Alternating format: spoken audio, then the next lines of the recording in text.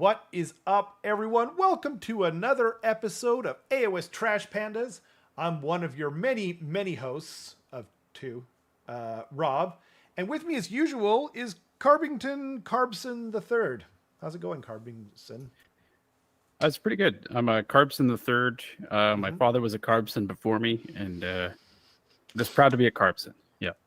Today I've got some gifts from the Meat Dimension as well. I've Ooh, got it feels like it's been a while, yeah, it has. I got a nice right? Rainier beer, Mount Rainier. Oh, For those that don't know, I'm just gonna crack it open now.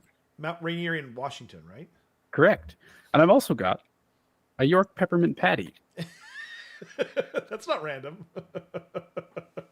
that I stole from my girlfriend, and I'm going to eat. Are you going to eat it in front of her? Damn, that's good. I'm gonna wash that down with some Rainier beer. Ooh. That's an unpleasant combination. Yeah. Yeah. You know, like winter ale is like a chocolate-y kind of beer, right? They make it on Granville Island and stuff in the winter.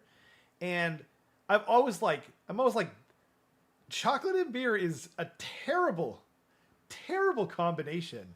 But a lot of people really like it, including my brother, actually. He really likes it. I always have like one sip, and then I'm like, oh, I kind of get it. And then I have a second sip. I'm like, I don't get it anymore. Yeah. It's gone. Yeah, exactly. Well, I mean, like, the aftertaste, like old, like if you drink beer and it sits in your mouth, you know what I mean? It's bad quickly. And chocolate is the same thing. And I think that's maybe what that is, right? Pepper in beer. Peppermint. Oh, I see. Yeah. Peppermint. No, he said pepper, but I'm clarifying it's peppermint. I'm not that crazy. Just like snort some pepper and then have a sip of beer. I mean, I've had like chili flavored beer, and it's actually not that bad. Like it's better than it should be. There's a brewery down the hill from us, Astilleros, that is like the Mexican brewery that's like by the shipyards. Yep. And they make a like a spicy mango sour or something. It's really good. Spicy mango is like an excellent combination for margaritas and beer too. And salsa and and what's it called? The hot sauce. There's a place. If you go to the night market, I don't know if that even exists anymore, but there's a night market here, and it used to be on Fridays in the summer. And I used to get this mango hot sauce that was like, it's all stuff from farms out in Langley, I want to say, or Maple Ridge or somewhere out there, Abbotsford, I can't remember. And they're all incredible. Like they're all ridiculous, like actual farm grown garlic and stuff like that in there. My God, it's so good. Yeah. I remember the one time I made my own hot sauce. My girlfriend like grew these chocolate habanero peppers, and then we like chopped them up, and I had one piece, and I was like, "This doesn't taste like anything. We got ripped off." And I had another piece, and it just like exploded spiciness in my mouth. I'm like, nice. I just begged her to go downstairs and get me some ice cream. I was like, please God. That's so good. I like, it's weird because like I made a chili ages ago, and I didn't really know the rule about how like some of them are like the rounder ones are less spicy, and the thin like ones are more spicy, generally speaking. And so I cut up a couple of the round ones and threw it in the chili, right? And then I ate it, and I was like, this tastes pretty good, but it's not spicy. And so I was like, I took the two that were like smaller and thinner. I was like, well, these are smaller, so it's not going to matter. I cut them up, threw them into the chili, and I could barely eat the stuff. It was crazy spicy. But yeah. Also, welcome to the stream, Andrew Gonzalez. Sorry, I was laughing. Matthew, Alex's Big thing Ron apparently ran out. Yeah. And he put Papa needs a new gift membership. You bastard. Yeah. Oh, you magnificent bastard. Yo, thanks everyone for joining us, by the way, so far. We got Andrew in the chat, Matthew, Big Ron, Ludivicus, Alex, Mechrat. Hello. Welcome, everyone. Welcome to this glorious week. This is actually like, we've got two things that I was looking forward to. One, obviously, more than the other. I did a live stream when it came out. Tom, thanks for joining us. When we did the I did like the live stream of the Skaven reveals, and it went way beyond my expectations, frankly. Like, I don't think maybe we got as many things as I was thinking we might, but like the quality of what we got was out of this world. Like it completely blew me away. There were no misses. Warpstone, thanks for joining us. So we got that to talk about. Like, we'll go over it. Like, I did react to them, but like I was kind of like, it meant so much to me. Like, I was telling, I think it was you, Carson, that I couldn't sleep the night before. I couldn't sleep. I was that excited. It was literally like bigger than Christmas. It was like Christmas when I was a child. So anyway, I did the reveal, but like I was kind of a little bit more muted in terms of my, because I was just like enjoying it. I was just watching it and just taking it in, and completely blown away. I said beforehand, like I might not talk. I probably did anyway because I'm pretty loquacious, but like, yeah, it was incredible. I can't imagine it being any better than it was. Like the only small critiques I have are just like a personal thing. You know what I mean? Where it's like, I wish this wasn't, you know what I mean? And there's obviously some, not controversy, but there's some stuff floating around about a couple of the miniatures with gaps and stuff like that. So like, I'm actually not even worried about that personally. That's not what I'm talking about. But anyway, so we've got that, and we're going to go over the predictions we made, both in terms of the Skaven reveal and what we made, the huge predictions we made for AOS 4, just because of, as a kind of fun sort of, thing that we've been planning on doing for quite a while.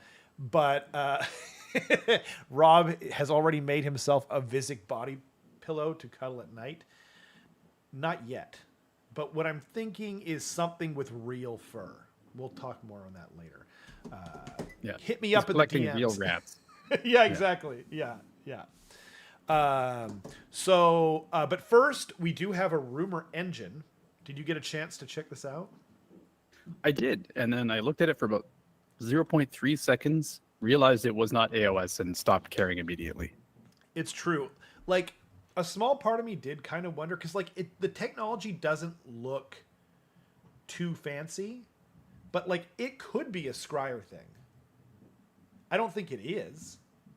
Yeah, it's just a little too clean and a little bit like too robotic, I guess. Oh, yeah, Jason, thank you very much. Whoa. Ludivicus dodges another one. Ludivicus dodges another one. And Alex, now that he's called out that he's looking for another gift membership, probably won't get it. That's my prediction. Never. Definitely not. Thank you so much, though. That was very kind. But yeah, this kind of looks like a tech priest arm or something, or something like maybe Mechanicus, or just something like very Imperium of Man-esque. It's clean. It's like a simple piece of technology. So that's my guess. Yeah, I think so. It looks quite small because of the pigment on there. You can see it so visibly. But the reason... And by the way, so I don't think it's Skaven, but it could be. I've heard a lot of people, way too many people, misunderstanding their post. And if I'm wrong, I apologize. And if I am wrong, show me where it says this.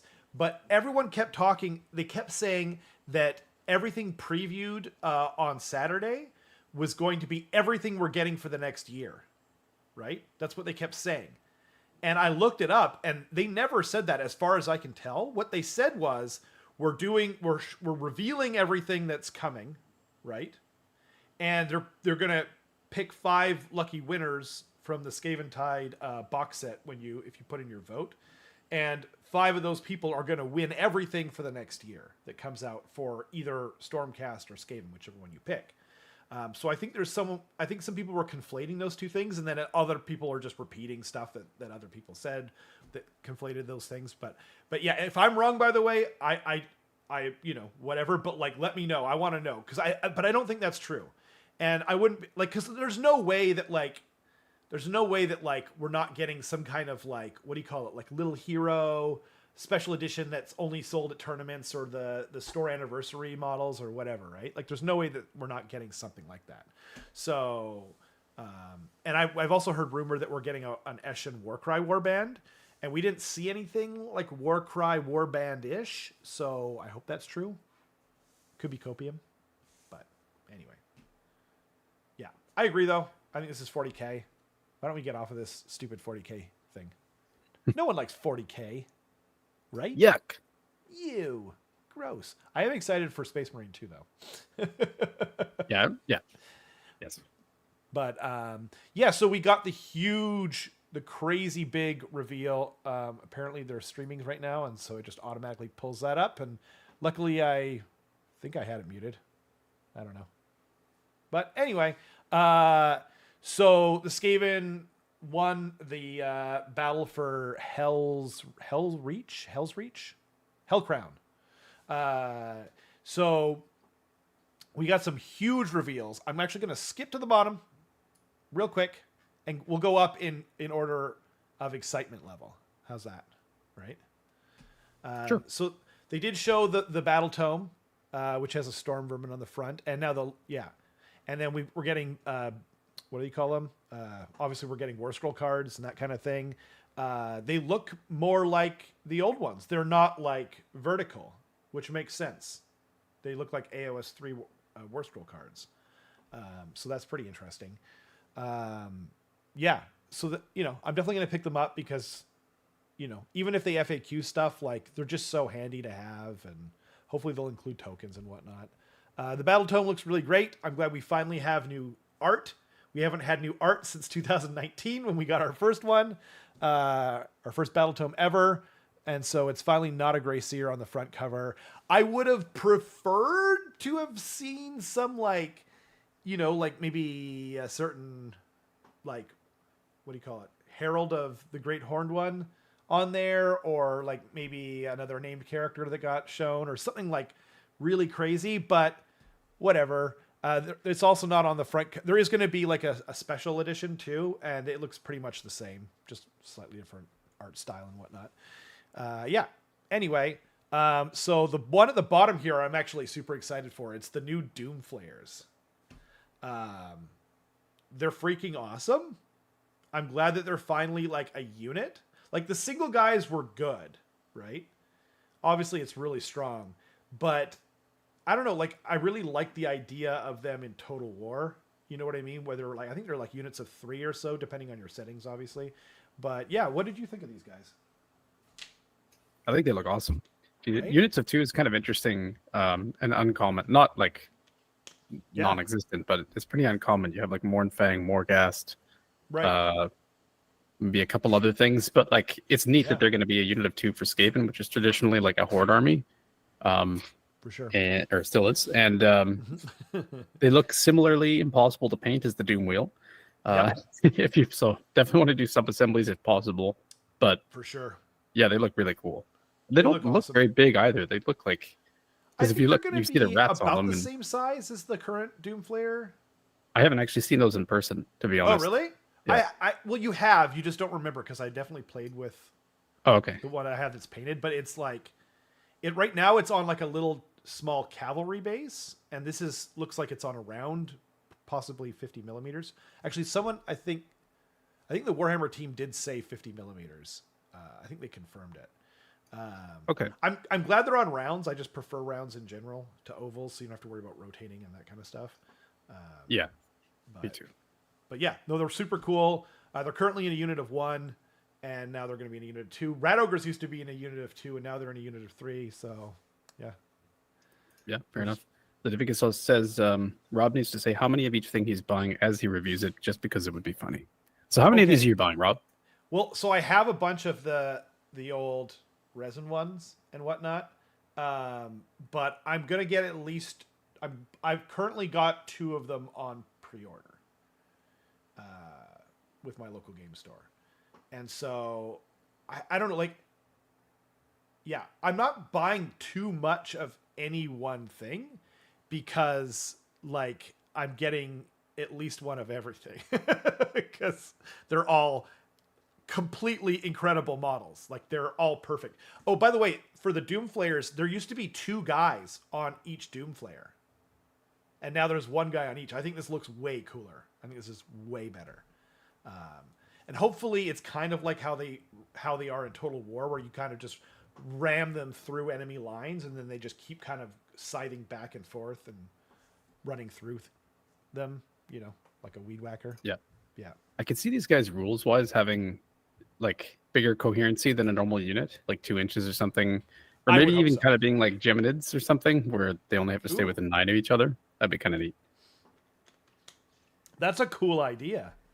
I never thought of that. I was thinking the same thing about the coherency because like these giant scything lawnmower machines that are like ostensibly out of control and whatnot, like they shouldn't be riding too close together. Like a little close is fine. Yeah, I hope they're maybe a little there's some faster rule too. where like they finish a move within a half inch of each other and they like might take mortal wounds or something because they're just like yeah. Or maybe they explode out and just like do mortal wounds to everything, including themselves. Oh, that'd be awesome. They've got to have some kind of rev up mechanic where they can hurt themselves or hurt other people. Yeah, I think they're 50s. Yeah, as is tradition, exactly. Anyway, and then we got the new warp grinder, which is again, this one's way bigger than before.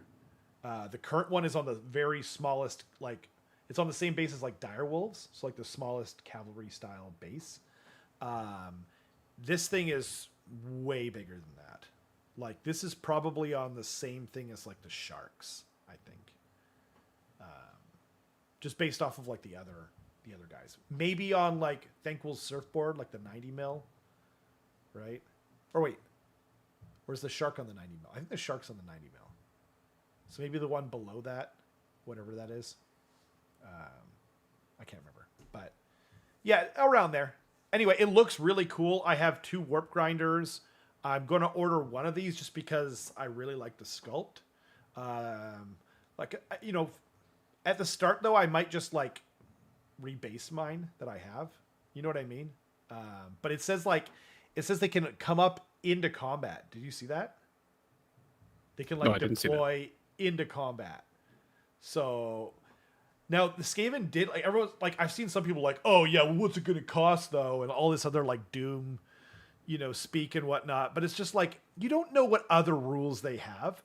Like they had it in AOS 1 where Skaven had a battalion, or actually they had a battalion with multiple parts in it, and they could deploy into combat then, but they would take D6 mortal wounds.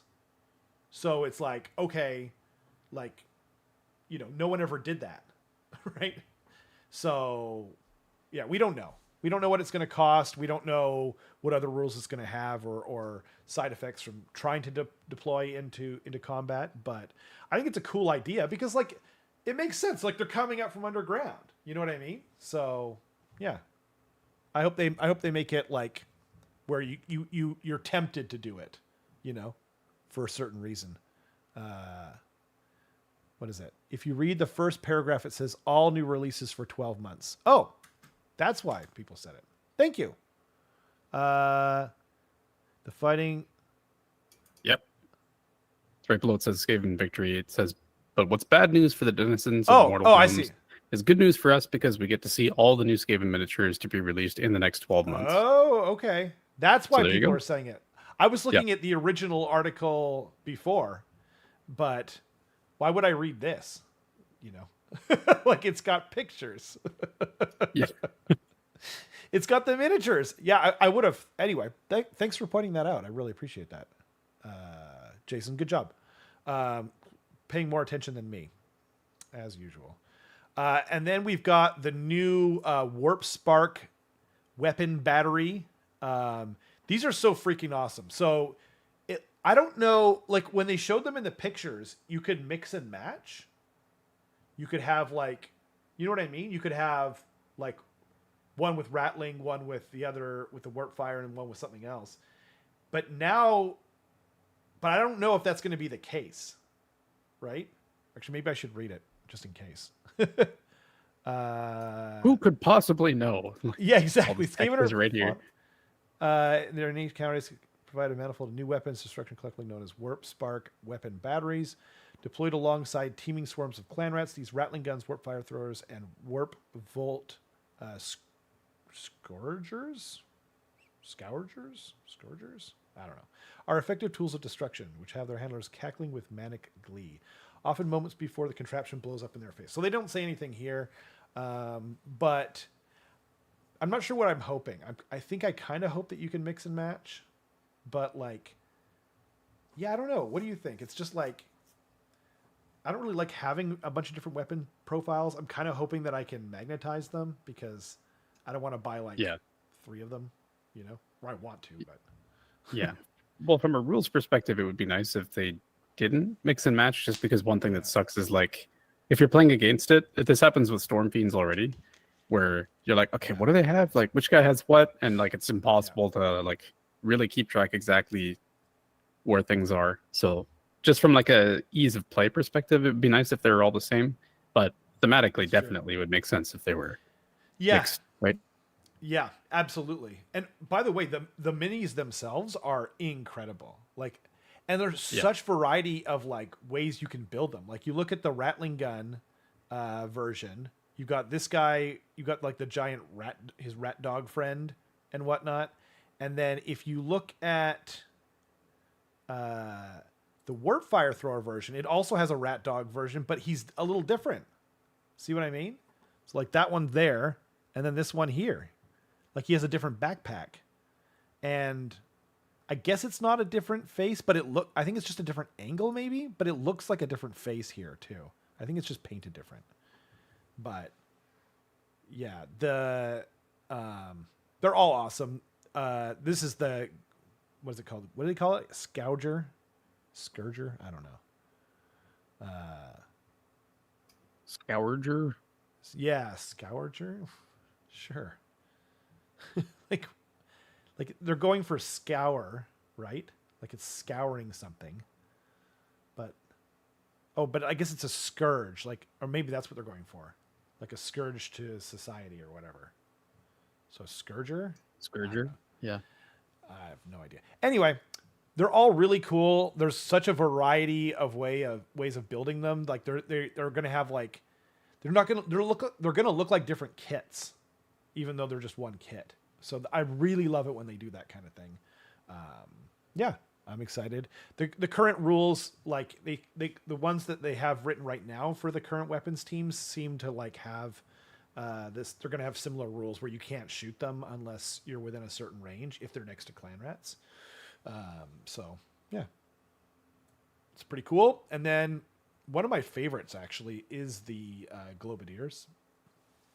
They also have a similar rule where they can be put together near clan rats, and then you can't shoot them unless you're within like, I think it's 12 inches, which is not that hard, obviously.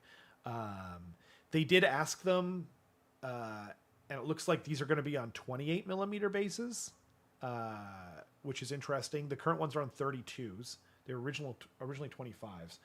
And I think they're gonna still remain to have 2 wounds each, but I hope they're playable because I love these guys so much. I have 10 of the old metal minis right now, and I don't know, like I've always loved the Globadier.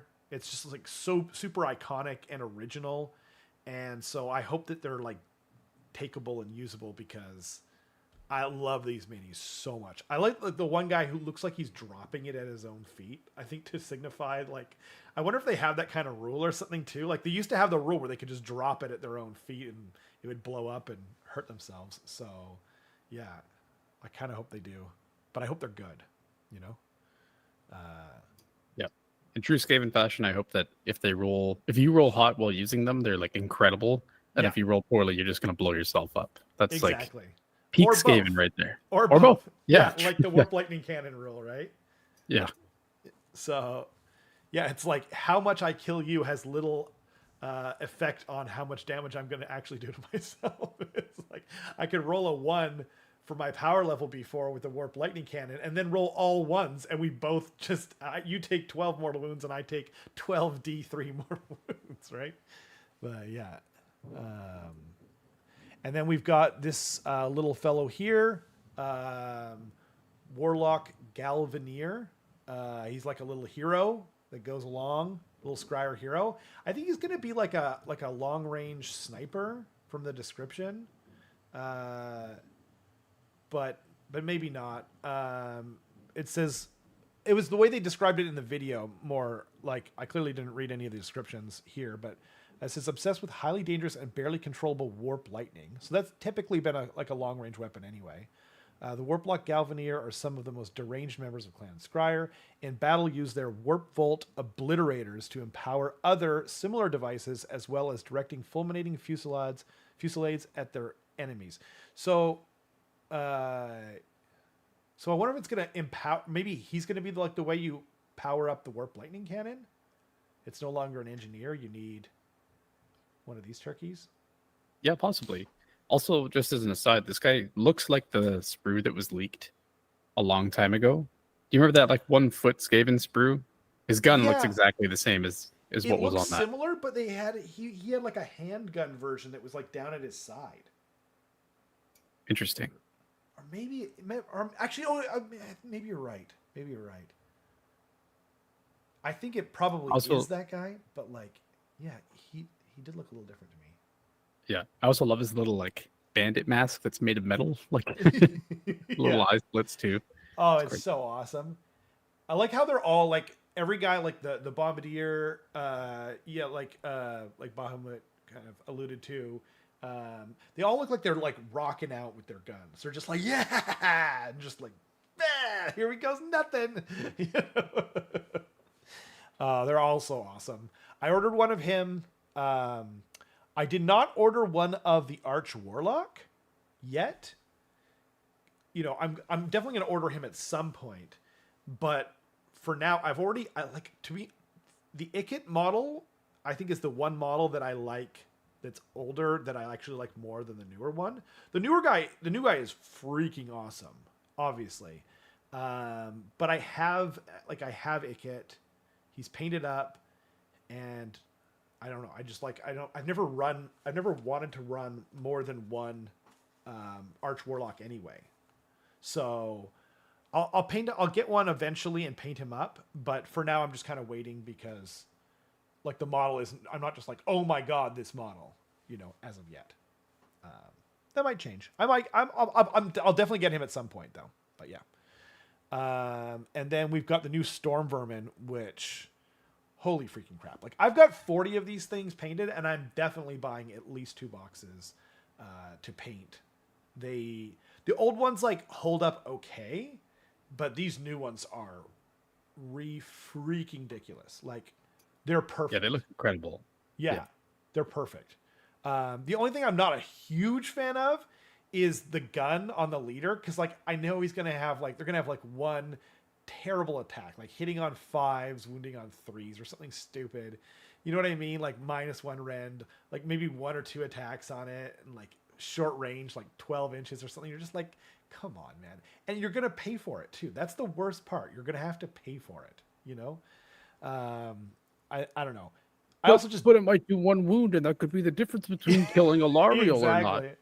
I know. It's so dumb, though. It's just like, it's going to probably make them like not worth it for their points or something stupid. But I'm going to run them. I'm going to paint them. I love them.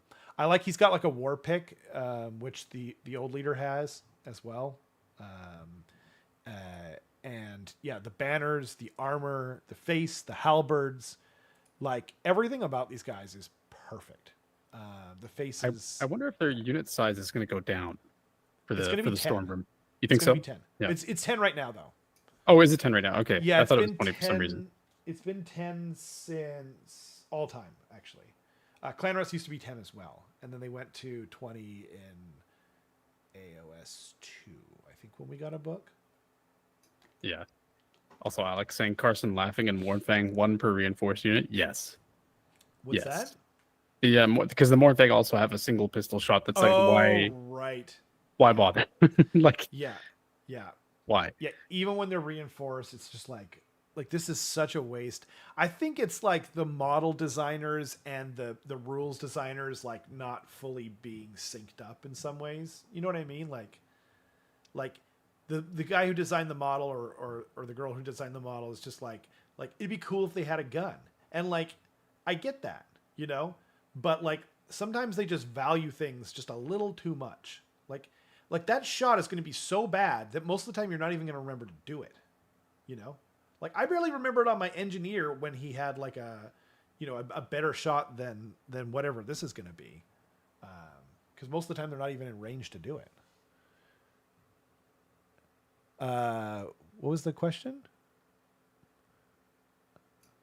Don't think there was one. I thought Alex was answering a question. Just most FLGS will take your order now and put it in when they get access. Yeah, that's what that's what I always do. I always pre-order with my local store, and then and then when it comes in, I pick it up, and I don't have to worry about ordering directly from GW. It's more reliable, frankly, which is weird. But yeah, anyway. They're incredible. I'm going to paint them, even though I have 40 painted right now. It's the same thing with the clan rats though, right? Like I've got 80 clan rats to go through, and I'm going to paint them all eventually. And I'm going to replace the ones I currently have, and with my new paint scheme. Like I'm basically repainting the entire army at this point. Yeah. I mean, it's going to last you a long time because, like, surely they wouldn't replace brand new models. They would never do that. Wait, what are you alluding to right now? Well, I mean, I feel like they would never replace any models that have come out in the Age of Sigmar's lifespan at all, right? That's true. Especially not like a flagship model like Storm Vermin, right? That's true. Yeah. So, like, what's my hurry? Yeah, I could take like 3, 4, even 5 years probably, and I would never see a replacement for it. Never. Yeah. I'm just going to move on to the next sacrosanct chamber. I mean models. Yeah. So now we've got the Master Molder. Now I was really looking forward to the Master Molder, and almost everything about this model is perfect, right? I'm not in love. I'm buying one, by the way. I'm definitely buying one. I've got the old Squeal Gnawtooth and with his whip and whatnot, and I actually really like that model. The only thing I don't like, Molder tends to go in like kind of in the gross direction a lot, and I'm not as big a fan of like the gross stuff. But so I'll get the things out of the way that I'm not in love with as much, which is his face isn't perfect. I like that it's a little bit more like brutish, you know what I mean? And like he's got big teeth or whatever, and he looks kind of mutated and whatnot. But I don't know, like I'm not in love with his face. Although he kind of looks like he's got a beard, which is kind of a funny look for a Skaven. But the one thing I'm not a huge fan of in this particular model is the weird like hump he has on his back, the fleshy hump with like a weird metal vent in it. Obviously that's a personal thing, but what I do absolutely love though is his like warpstone dart gun that his little mini-me, that's been attached to him on his side is loading up into the gun for him, and his man-thing catcher. These are both like unbelievably amazing. Speaking of unbelievably amazing, Jason donating another gift sub to Chris. Thank you so much, Jason. That's incredible. Very nice of you. And Ludivicus dodges another one. It's getting hard to believe that he doesn't have it turned off. Yeah. Yep. At this point, it's like convincing me that Ludivicus is a psyop that we have set up just to get people to buy more memberships to target him. Like, if only we were that smart. Yeah. If you're ever wondering, like, if there's a way that we could prove that we're not that smart, it's by watching the Path to Glory intros that we made. Yes. Which you can view now, which Chris and everyone that's a member can now view, actually. Yeah. That's true. You won't regret it at all. Not one bit. Actually, just watch them for the openings. They're so dumb, but they are magnifique. They're peak dumbness. Anyway, thanks again, Jason. Really appreciate it. What did you think of this guy? Like, honest opinion, I don't care. Like, it's not going to offend me if you love it or hate it, right? Yeah, like the first impression that I get of him is that he's just like lumpy and gross, and I don't want to look at him anymore. And then yeah, but like he's one of those models where you just start looking at like all the tiny details, and there's like so much care and So and true. like interesting things about this model. Like Big Round just pointed in the chat that he has a little reloader, and I didn't even notice that there's like a little mini rat like growing out of him that's like reloading his pistol for him. I actually just said that earlier. Oh, did you? Sorry. Yeah, sorry. when I was talking, no worries. You were probably reading. Well, I just don't listen to what you're saying. Is all. Yes, that's ever. smart. That's smart. Well, here, but still, listen, like it's okay. Sorry. Go ahead. No. Like, please finish your thought. I didn't mean to cut you off. That was pretty much it. Like, there's like just tons of things on this model that look like super incredible, and I think that like a really good painter is going to be able to bring all these details out and make it really enjoyable to look at. So I agree. What I might do too is I might like cut the rat off the top and like carve down his back a little bit. Maybe, I'm not sure. And then do my own, like add my own fur. So it just looks like a big furry hump on his back. We'll see.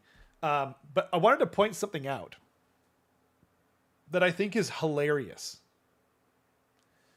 If you look, see his cape. If you look at the smaller image that shows the backside of his cape, they clearly like accidentally cropped out the middle of it. You see that? Like his leg or something is there, but the person who cropped out the image like thought it was part of the background or something. And so I think they cropped it out because it's like pure white.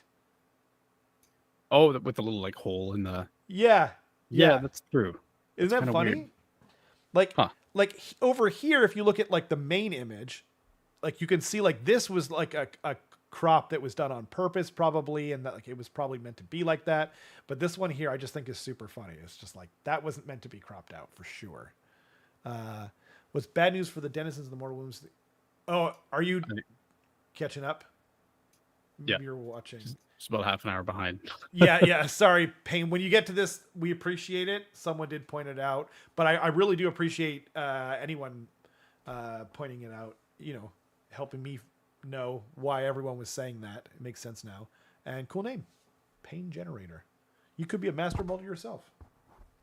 Wow. Yeah. And I wasn't trying to say you're ugly. I don't know what you look like. I'm just saying, like, you might be like some kind who, you know, like you could see that, right? Like they cause pain and then they. Anyway, moving right along. Something of a master molder myself.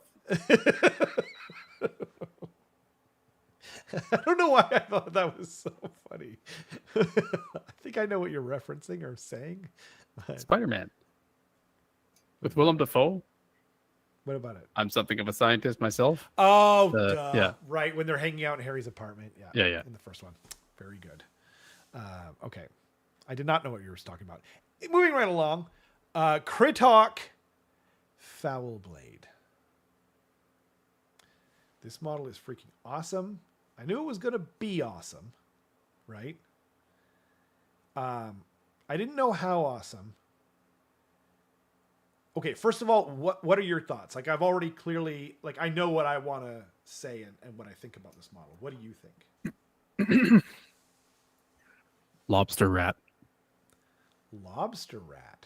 Yeah, lobster rat. If you look at the shot from behind him, he's a lobster. Oh, okay.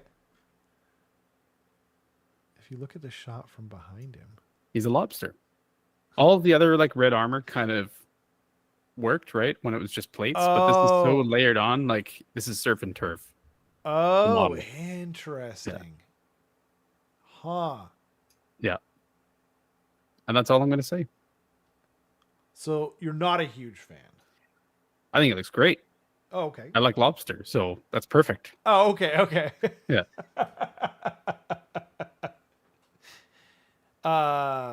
Surf and turf though is beef and lobster, right? Yeah. Okay. Could be rat. Okay. Why not? Yeah, that's true. Okay. Turf. So Rats the can be in the grass. No. Let me finish this. Rats can be in the grass. Okay. See those tufts that are on his base? That's turf. Yeah. Isn't it? That's true. Yep. No. Surf and turf. Okay. Okay, continue. Okay. Big fan of surf and turf, this guy. So we were wrong about like this being on something. He is just on a base. I thought this scabbard was a pauldron, some kind of like big metal pauldron, but it's the scabbard of his amazing sword. Which, okay, the lore on this thing is that it's a like it has the soul of a vermin lord inside of it, and like it's, you know, he has to make pacts with it to do stuff. They said in the preview thing that, what was it? He can use the blade to always strikes first or something like that. And then, but if he does, I think he can't use commands or something for the rest of the turn. I can't remember what it was, but it was interesting. Sounds like a good deal. I'm hoping there's like a couple of different things that he can pick. Even if it's like once per battle, it's like you can do this one thing, and then this is the consequence of it, you know, or something like that. A few different things he could pick. But I just love the idea that he's like, you know, like he's got to like make deals with the obviously duplicitous vermin lord inside there. You know what I mean? It's like trying to betray him, like the One Ring or something like that. I don't know.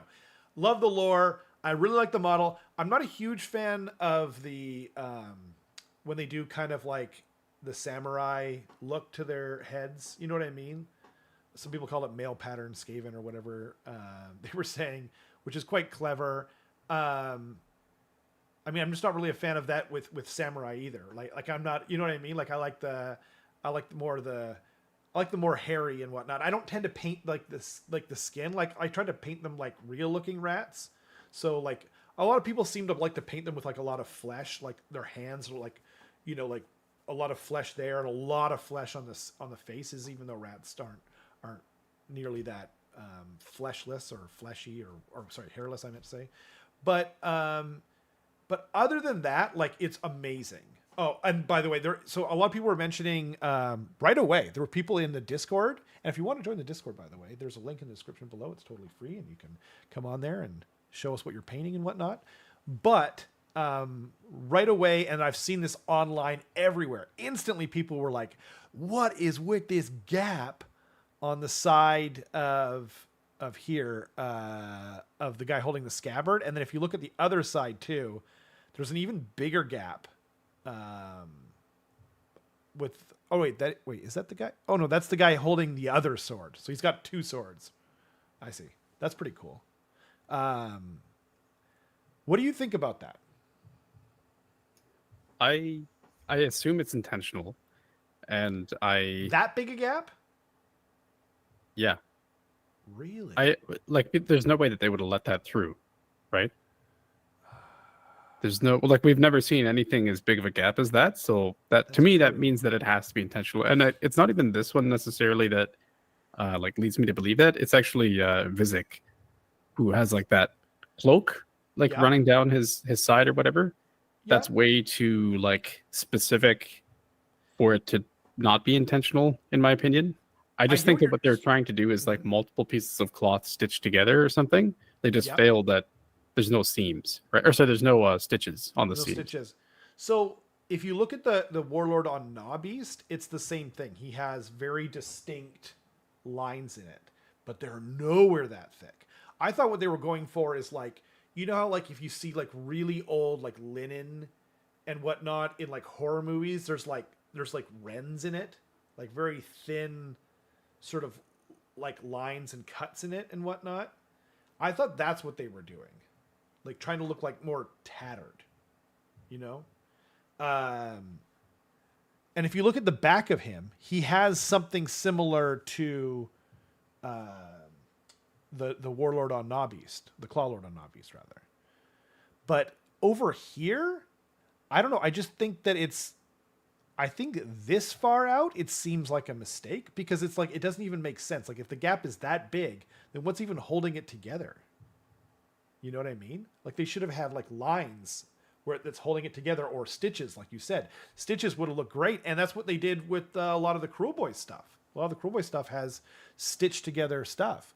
So my plan is I don't like whether or not it's meant to be that way or not is clearly a matter of debate. But I think I'm going to glue it together. I'm going to push it together as much as possible. And then I might add my own little stitches to it. or like with green stuff or something, or what I'll more likely do is I'll fill it in with a little bit of sprue, so it's just a very thin line. So it's kind of more what I was thinking of. Yeah, I think like part of what I mean by it's intentional, it doesn't make sense the way that they split it, is if you scroll up to Visit, I know that you're probably waiting for that big reveal because you're very excited for it. But if you scroll up to Visit and you look at that like cloak, or it's not even a cloak, but like almost like a scarf essentially that's going down to where his tail is on. Because he's like a bishop or whatever. Yeah, exactly. Yeah. Why would those be the gluing points for that piece? Right? Like I don't think I've ever seen before where they like randomly like, hey, why don't you put this triangle of a cloak in that's not attached to anything else whatsoever? Like that doesn't make any sense. That's a good point. Okay, so what would you do then, or what will you do? Because you might buy this. Yeah, I'm not sure. I like looking at this. My first like gut instinct is to just like make green stuff stitches, and put them on there, and then paint the stitches. Right. Maybe you can do something where like because it's already looking like it's fractured, maybe that informs like the rest of the paint scheme where like you're doing some sort of like dimensional like crack in these cloaks, and they like look super cool or something like that. Yeah. Just things like that come to mind. Asri says, fill that gap. I don't think these push fit, and like if you mean like traditional push fit where there's like holes and pegs, right? I'm probably gonna do like I think I'm gonna do a combination of sprue goo, filling it in to to make the lines very thin. I like the lines. I like the patchy look, and then I may or may not add some kind of stitches. But yeah, is hand painting 100 tiny triangles? I might warpstone on some of my heroes. Okay, now it's the big reveal. This is the best model they have ever made, and I will die on this effing hill. What the crap? Okay, this model, like, it's not a paint scheme that I particularly like, to be honest. You know what I mean? Most of what they did here, I would do differently, other than the scarf and some of the bandages around the staff. The tail I do a little differently, and I do quite like the horns. A lot of care was clearly put into them. But this model is incredible. Like, I just can't imagine them ever making anything better than this ever. It's that good. The horns are so gnarled and like twisted. They're not like symmetrical at all. This thing is freaking perfect. His story is cool. It's awesome. I'm done for now. Okay. I've been reading the chat and I just like Alex's comment of, wow, you think he's better than the new Blood Angels hero? Are you sure? The thumb and power armor? Are you sure it's better than that? There are no new Blood Angels heroes. There's only new Blood Angel zeros. Yeah, got him. How dare they even have that stupid Blood Angels trailer at the end of this magnificent show that they gave us on Saturday? That was an insult. And then they had the audacity on Monday to show those models, those new models. Like, man, I would be so pissed. I would be so pissed if I was a Blood Angel player. Like, oh my god, these Skaven models are so good. I've got no interest in Age of Sigmar. I might play Age of Sigmar just because of these new amazing Skaven miniatures. And then they show off like what ostensibly I, as the Blood Angel player, am looking forward to the most. And then they show those goofy ass miniatures. No, man. Not cool. Do you think he'll be a priest? He'll be a priest for sure. I guarantee it. I will bet my entire Skaven collection. My old one, not my new one. I would even bet that. Anyway, actually, I'll read a story here real. Oh, sorry. I was just going to make one comment, which is I think the YouTube like chat kerning is kind of bad because the when Jason Magelson put in a good burn in the chat, it looks like it just says good bum. So like, oh, is it like? and Vizik has a good bum too. All right, He sure does. He definitely gotta. works out. He's just thick. All right. Yeah, with 2 C's, baby. Oh, that's the new kill team. Still, Matthew. Still, the audacity to show something 40K during Skaven reveal. Blech. Anyway, why don't I read out his little blurb here? When Kragnos escaped from his mountain prison in Gur, he unleashed a wave of primal energy that was felt even in Blight City. A protean demon of ruin emerged from the heart of the Master Burrow, and only prayers to the great horned rat could quell its rage. When the Vermindoom secured the Skaven god's place in the pantheon of chaos, he shaped his demon into Vizik Scour, Lord of the Gnaw and Prophet of the Horned Rat. God dang, what an intro. That ending is chef's kiss. Yeah, he'll definitely be... I would be flabbergasted if he wasn't at least a double cast or double chant wizard or not, priest or whatever. Yeah, he's the prophet of the Horned Rat. Yeah. Anyway, so what were you talking about? The so the cracks on here are a lot thinner. Probably. I guess he's a lot bigger miniature. Yeah, I was going to say that he's a much larger miniature. So, like on Kritok Foulblade, right? He's probably only like a little bit bigger, or like probably maybe twice as big as a regular clan rat, and so it's really easy to see those cracks on him. But you know, Vizik Scour is probably going to be just as big, if not bigger, than a Vermin Lord. So right. I think he's on a 130 millimeter base. I think he'll be. They did show him next to Thanquil, so we can tell he's pretty big. I think he looks about the same size as a Vermin Lord from the video that they showed. But it's hard to tell right now. Like, you know, the perspective is all weird. Right? Yeah. Also, Warpstone Joy says, "Pop quiz, pronounce hexanest correctly?" I think you nailed it. Hexanest? Hexaneste, maybe? I don't know what kind of... Can I get the origin language? Country of origin. Country of origin. Can you use it in a sentence?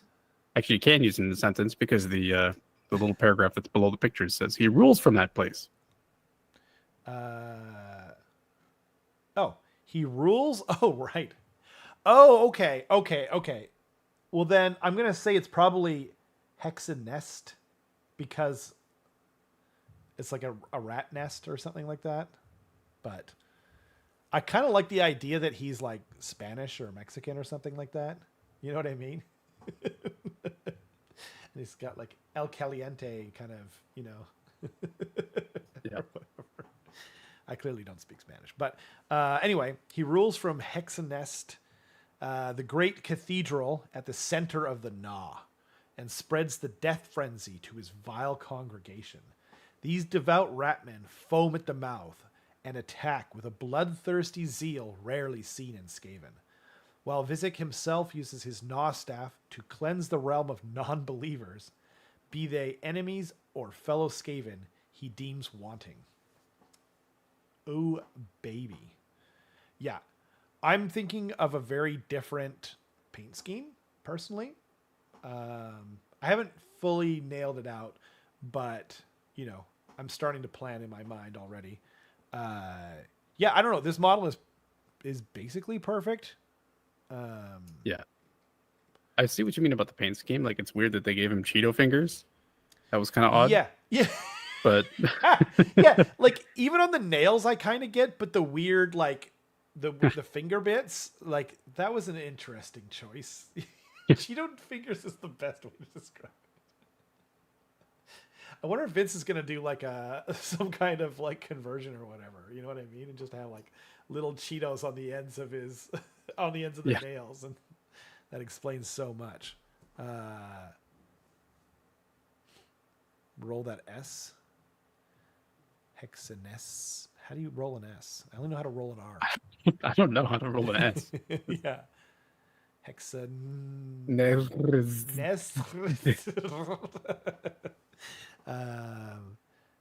Thicket Claw, the finger of the Blood Angel's thumb captain. What?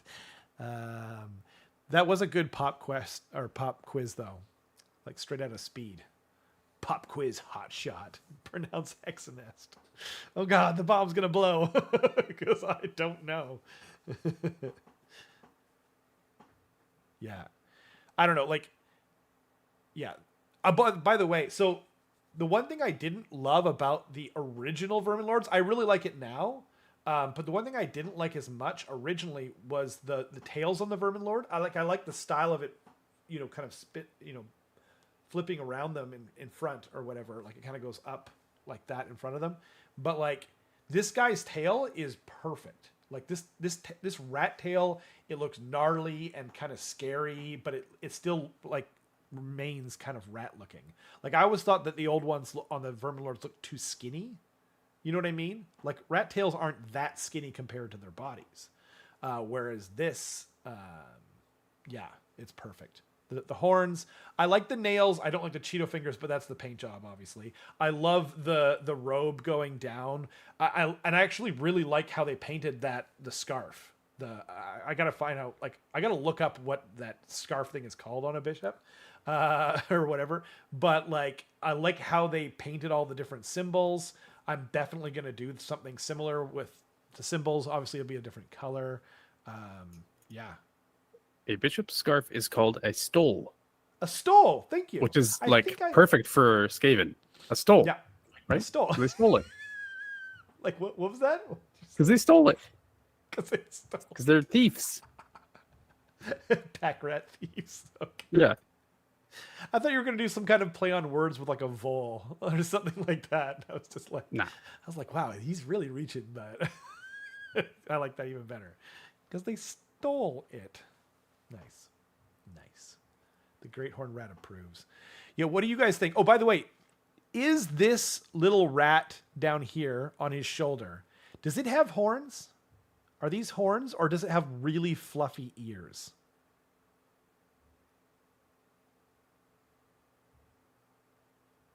I think those are horns. Right? Yeah. Yeah. That's my, which is adorable. Which is adorable. It's amazing. And I don't want to say that I definitely thought of that first. And proof is in the pudding. It's on its way. But I would have liked them to have had it a little bit separated just so you could tell for sure that they're horns. You know what I mean? Like, it would be nice to just look at it and know. But it might just be the angle that we're looking at it. Like, it's entirely possible that as soon as you see it in 3D space. That's true, but I think it's also really small. So I think they probably struggled with that as well. But I just don't like that we don't know. You know what I mean? This isn't like a Lady or the Tiger kind of situation that you want, right? You want to be able to look at it and know, oh, that's a cute little rat, that has horns. It's adorable. It's awesome. Rob came up with it first. Take a shot. I don't understand. I definitely, I can't reveal the reasons. Carson knows why I say that, I already had like this kind of idea, but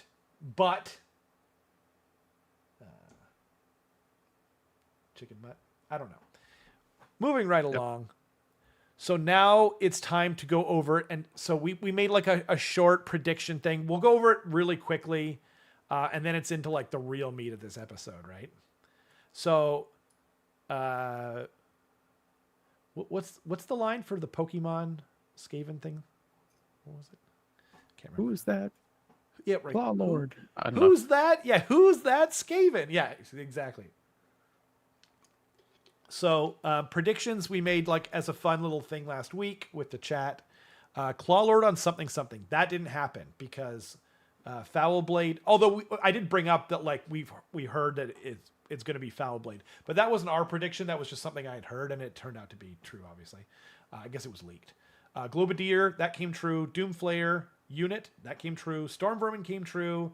New Scryer, Molder, Verminlord, not true, because that was like the leak, right? I mean, that's not what it is. It's not a Vermin. It's not. Yeah. So I'm just being super strict with it, right? New Master Molder came true. Bing. New Night Runners. Bing. Or not Bing. Sorry. I was looking at something else. Yeah, they didn't come, and that's like my only disappointment. But I'm also kind of weirdly encouraged by it because I want them to do like a proper Clan Eshin release. I want them to come out with like 3 or 4 units at least, like maybe in a box set in the future. Obviously not the next year because I clearly didn't know what I was talking about in that regard. But I really hope that it comes eventually. Anyway, Giant Rats. I didn't agree with that one, but it didn't. Yeah, that was I didn't think it was going to happen because of, the rules and stuff we have right now. Wolf Rats, also same deal. Nope. New weapons teams definitely did happen. They're called something different, but they're the same thing. You get them in packs of 3 now, which is actually awesome. New Arch Warlock, definitely. Mobile Suit Gun, not really, no. Yeah. And then something Dark Side of the Eshin, New Eshin Warcry Warband, also a big no. So unfortunately, none of that came true, but it was fun. Shoutouts to Hannah, who came up with a lot of those different things in the last episode. Okay, so now here is the meat and potatoes of this episode. When did we make this list, by the way? March. Damn, March. Okay, so 6 months ago, and we neither one of us has looked at it since then, right? I had to figure out how to center it, but I didn't look at anything. I don't know how many we got right, and I asked you to not to do the same just because it's more fun, right? To just kind of reveal it on stream. So here goes Nerfin, okay? AOS, we made a bunch of predictions back in March, and now we're going to go through them and see what was right and what was wrong. Okay. Just one caveat. Just from memory, I know that there's a couple things on there that still have yet to be proven wrong or right. Oh, okay. And that's to do with specific armies getting specific things, right? So those will be pending, I would say. Okay. But most of it is definitely to do with the addition.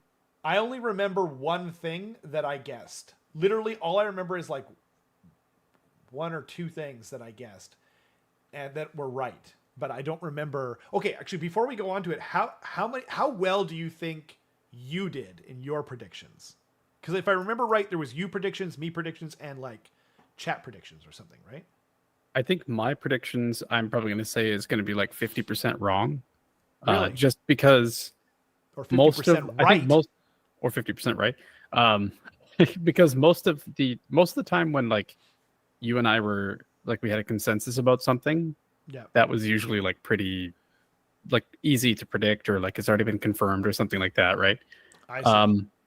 So I think that I'm going to be 50% wrong. I think that the stuff that we agree on is going to be at least 80% correct.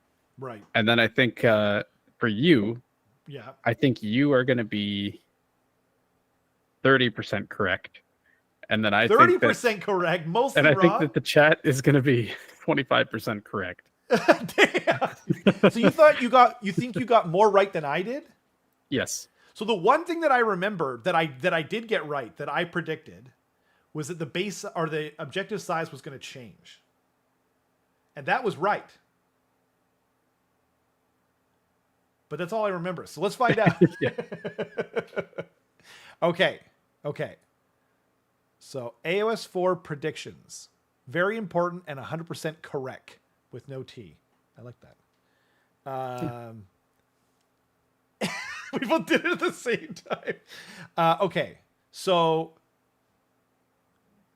I see. So Carson and then agree is we both think that it's right. Yeah. And then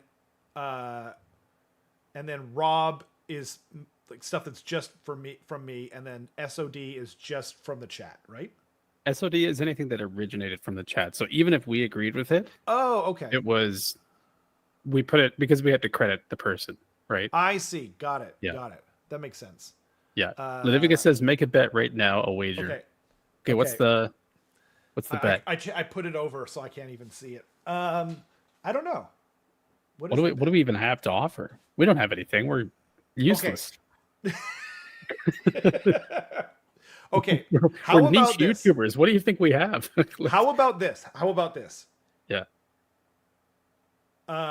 If you get more right, and if you don't want this, then we don't have to do it. Just say it. Just say it.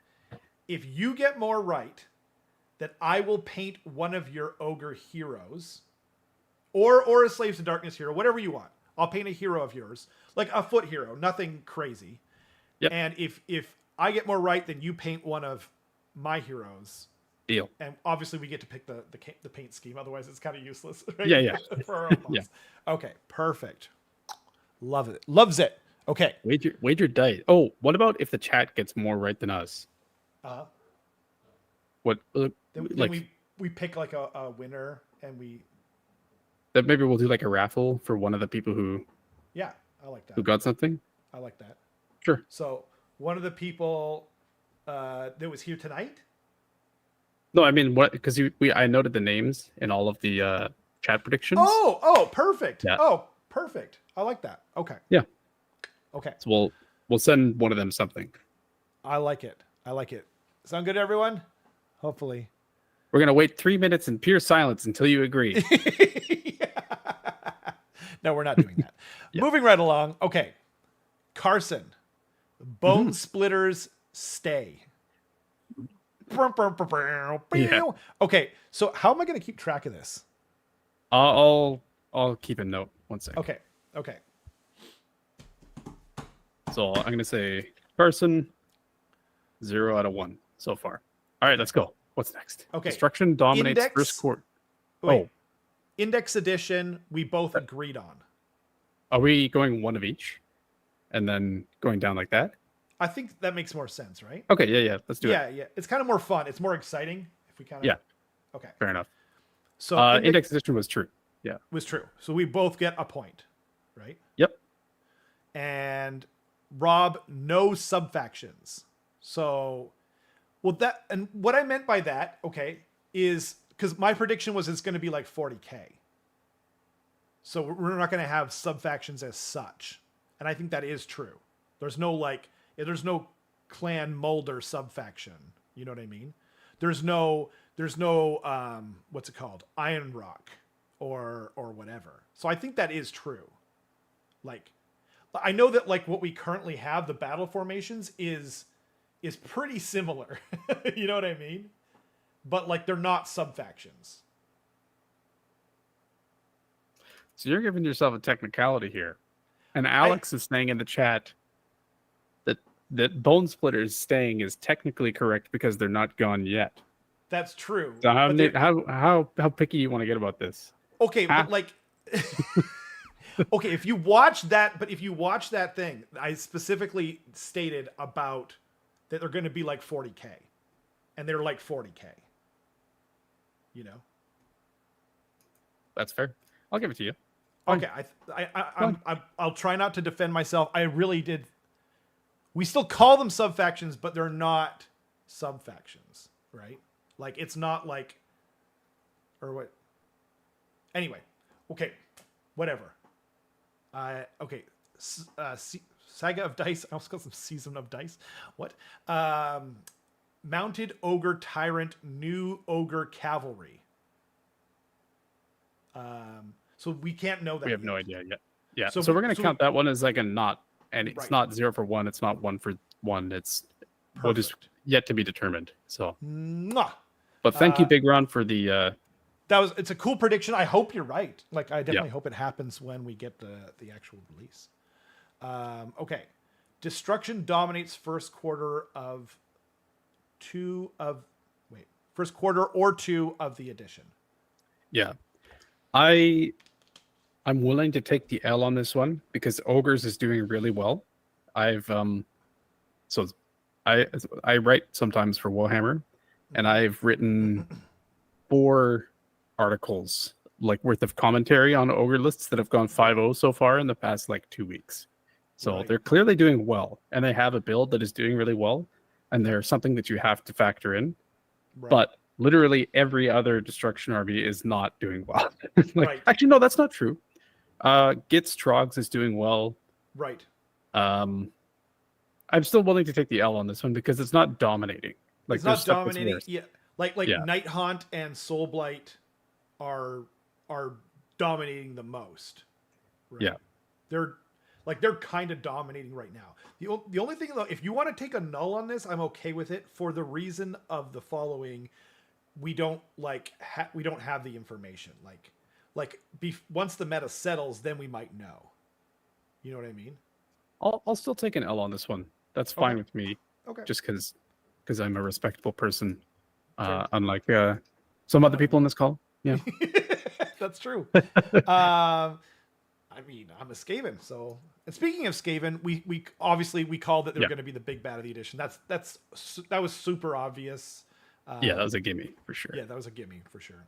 Okay. Hombi asks, what's a good site to see tournament winning lists? Warhammer does like a lot of really good. They'll do like actual like coverage in web page form. And then I know that if you want to, exactly like Azri said, if you want to look at like actual tournament results, if you want to scour events, you can see BCP. The only thing is it's just like a tidal wave of data, and you have to be like singling out events and like searching for all the events that happen. Warhammer will tell you like, here's the top 3 lists from X tournament, and it will just like, they'll be posting that constantly. And then Honest Wargamer doesn't have like a website for that, but he does do every single week like streams, where he talks about like the top lists and stuff. So those would be my recommendations. And what are you looking for, Tom? Like, what armies are you playing? So let us know. Yeah. Okay. Rob said balanced starter boxes a la combat patrol. That was kind of almost a gimme too. Spearhead, yeah. Yeah. But yeah. So do you think that? Okay. Yep. Okay. So then Saga of Dice chat points for enhancements, Keith said. And then 0 for 1. But 0 by the way, 1. Before we go, like, because this might turn around for the chat real quick, right? Are they still eligible to win the dice if they what do you call it? Are they still eligible even if they got it wrong? Do they get it for participating if they win as a group? Or is it only one of the people who... Okay, cool. Yep. That's how I wanted to do it, but I wanted to check with you first. Okay. Moving on to page dose. Carson, Triumph bid becomes enhancement bid. What is that? Oh! So right now the Triumph bid is for points, right? Right. Triumphs are just gone. They're just gone. And instead what happened is it's not even a bid anymore. It's just if you're 50 points under, you get 1 more CP at the start of the battle round. So right. And I'm also looking below this. I don't have any predictions for myself.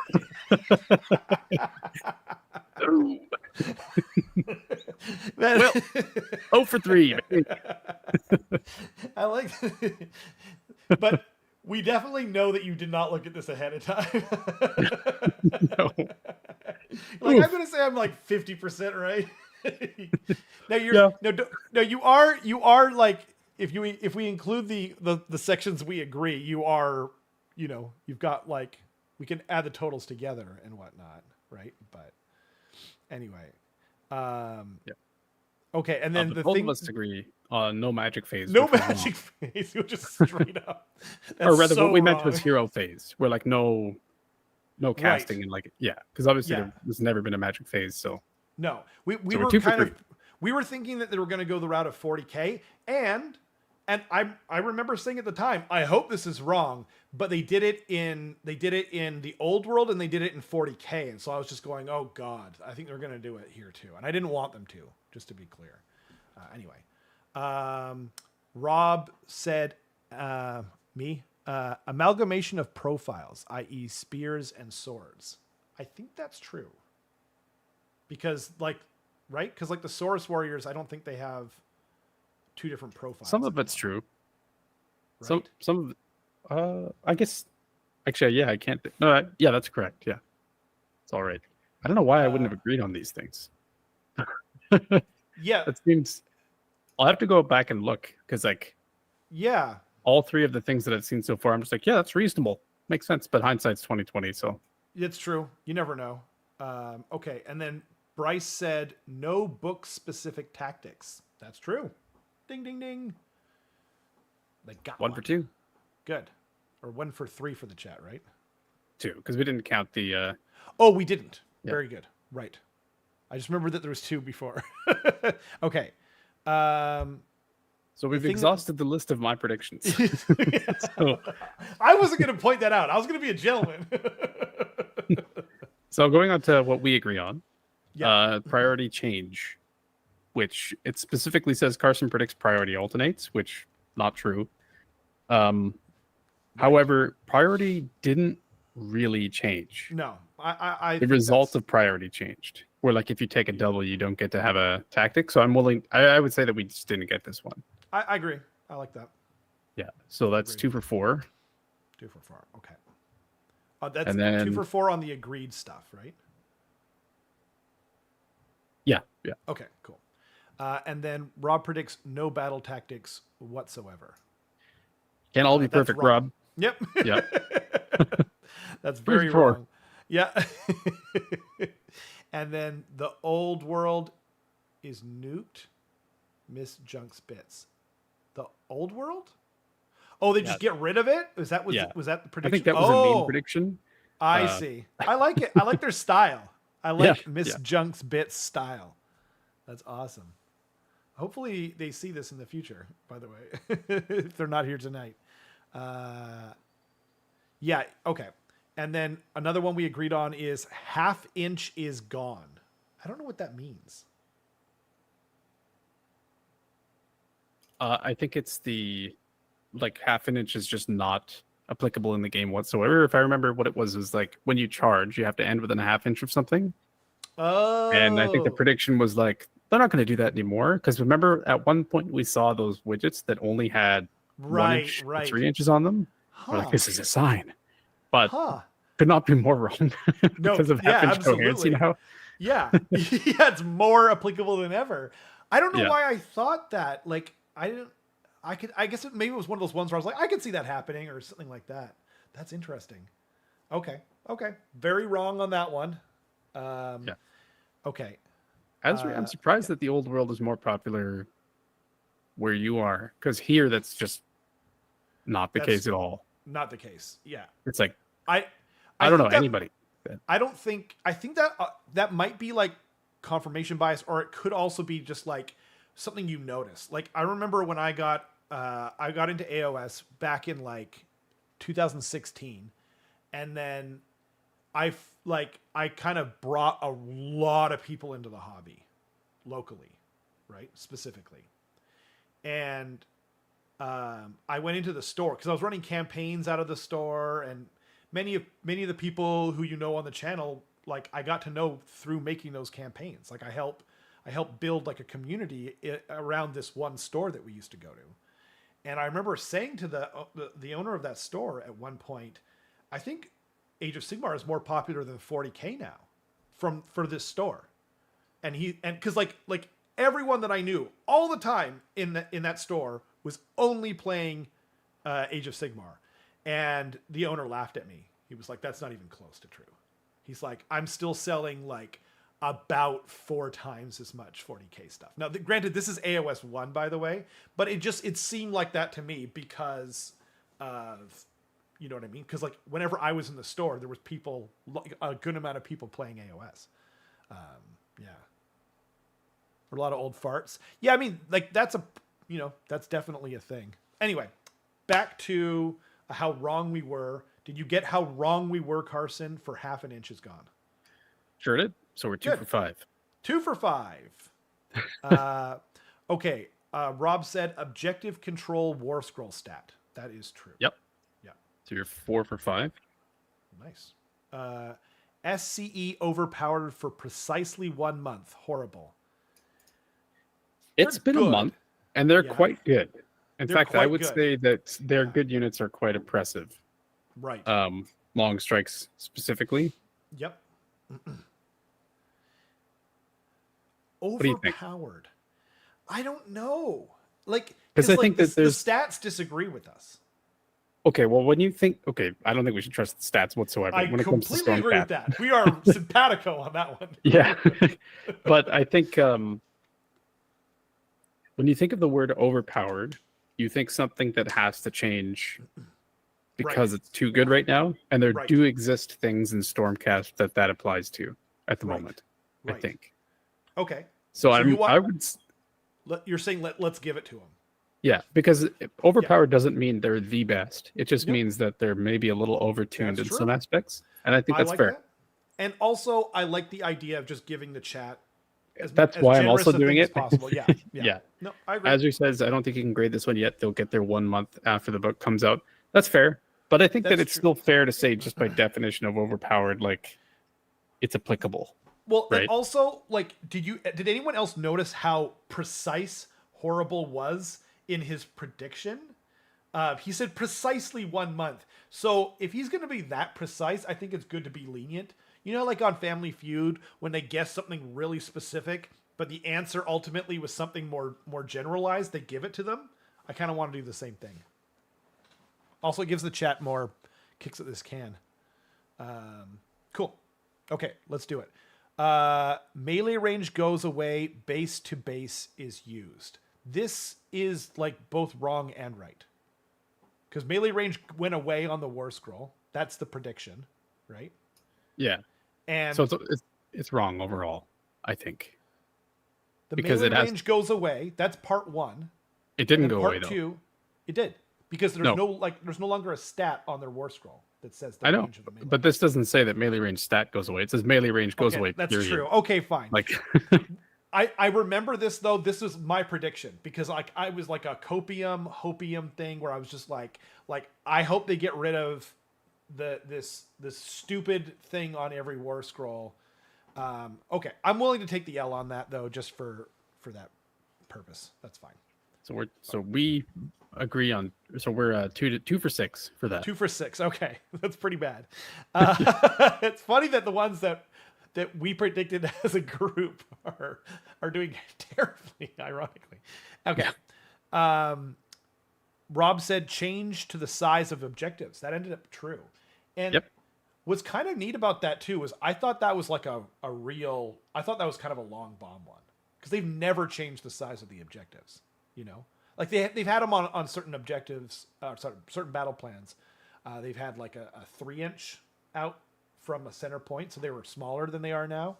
But I'm really glad that I actually really like this change. This was a bit of a hopium one as well. So I think it's a good thing. Yeah. Me too. Okay, Matthew H. Terrain rules overhaul. Absolutely. How did we not agree with this? Again, if it's sourced from the chat, it got claimed by the chat. Right. Yeah. Okay, so that just goes to the chat, even though we definitely all agreed on that. Cool. Good job, Matthew. So the chat is 3 for 5. Pretty good. He's the one who said we don't need no charity. You might be right. You might be right.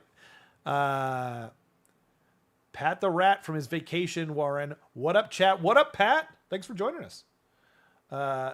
Wait, objectives change sizes? So they used to be 6 inches out from a very specific point, giving them a 12-inch diameter, Tom.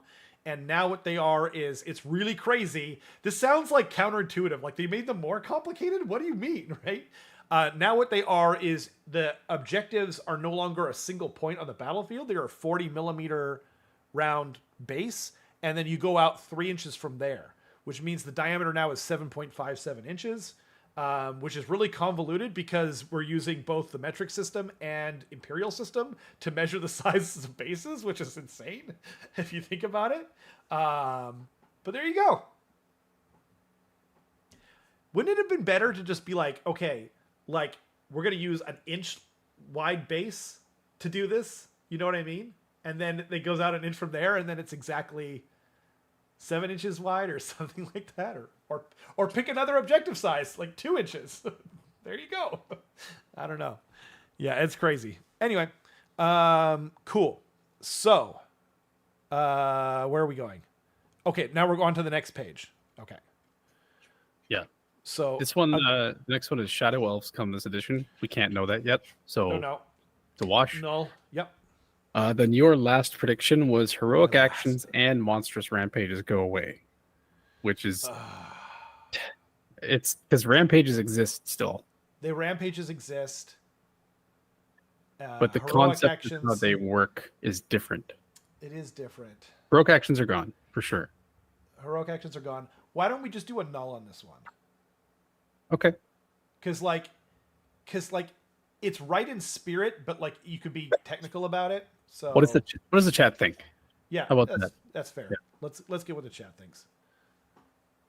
Sorry, more of a 40k player, but I am loving this edition. Only played 2 games so far though. Hey man, that is super awesome. Like Age of Sigmar, Carson and I both played 40k. Carson used to only play 40k. That's how I got to know Carson, was through 40k. But he's now completely in AOS, and 40k is in the rearview mirror. Everyone's welcome. We like, the more the merrier.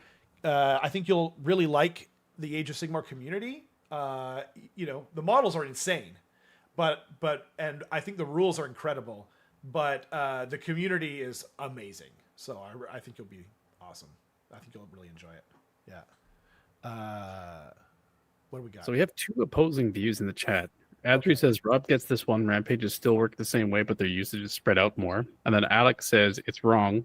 Even more rampages in all phases.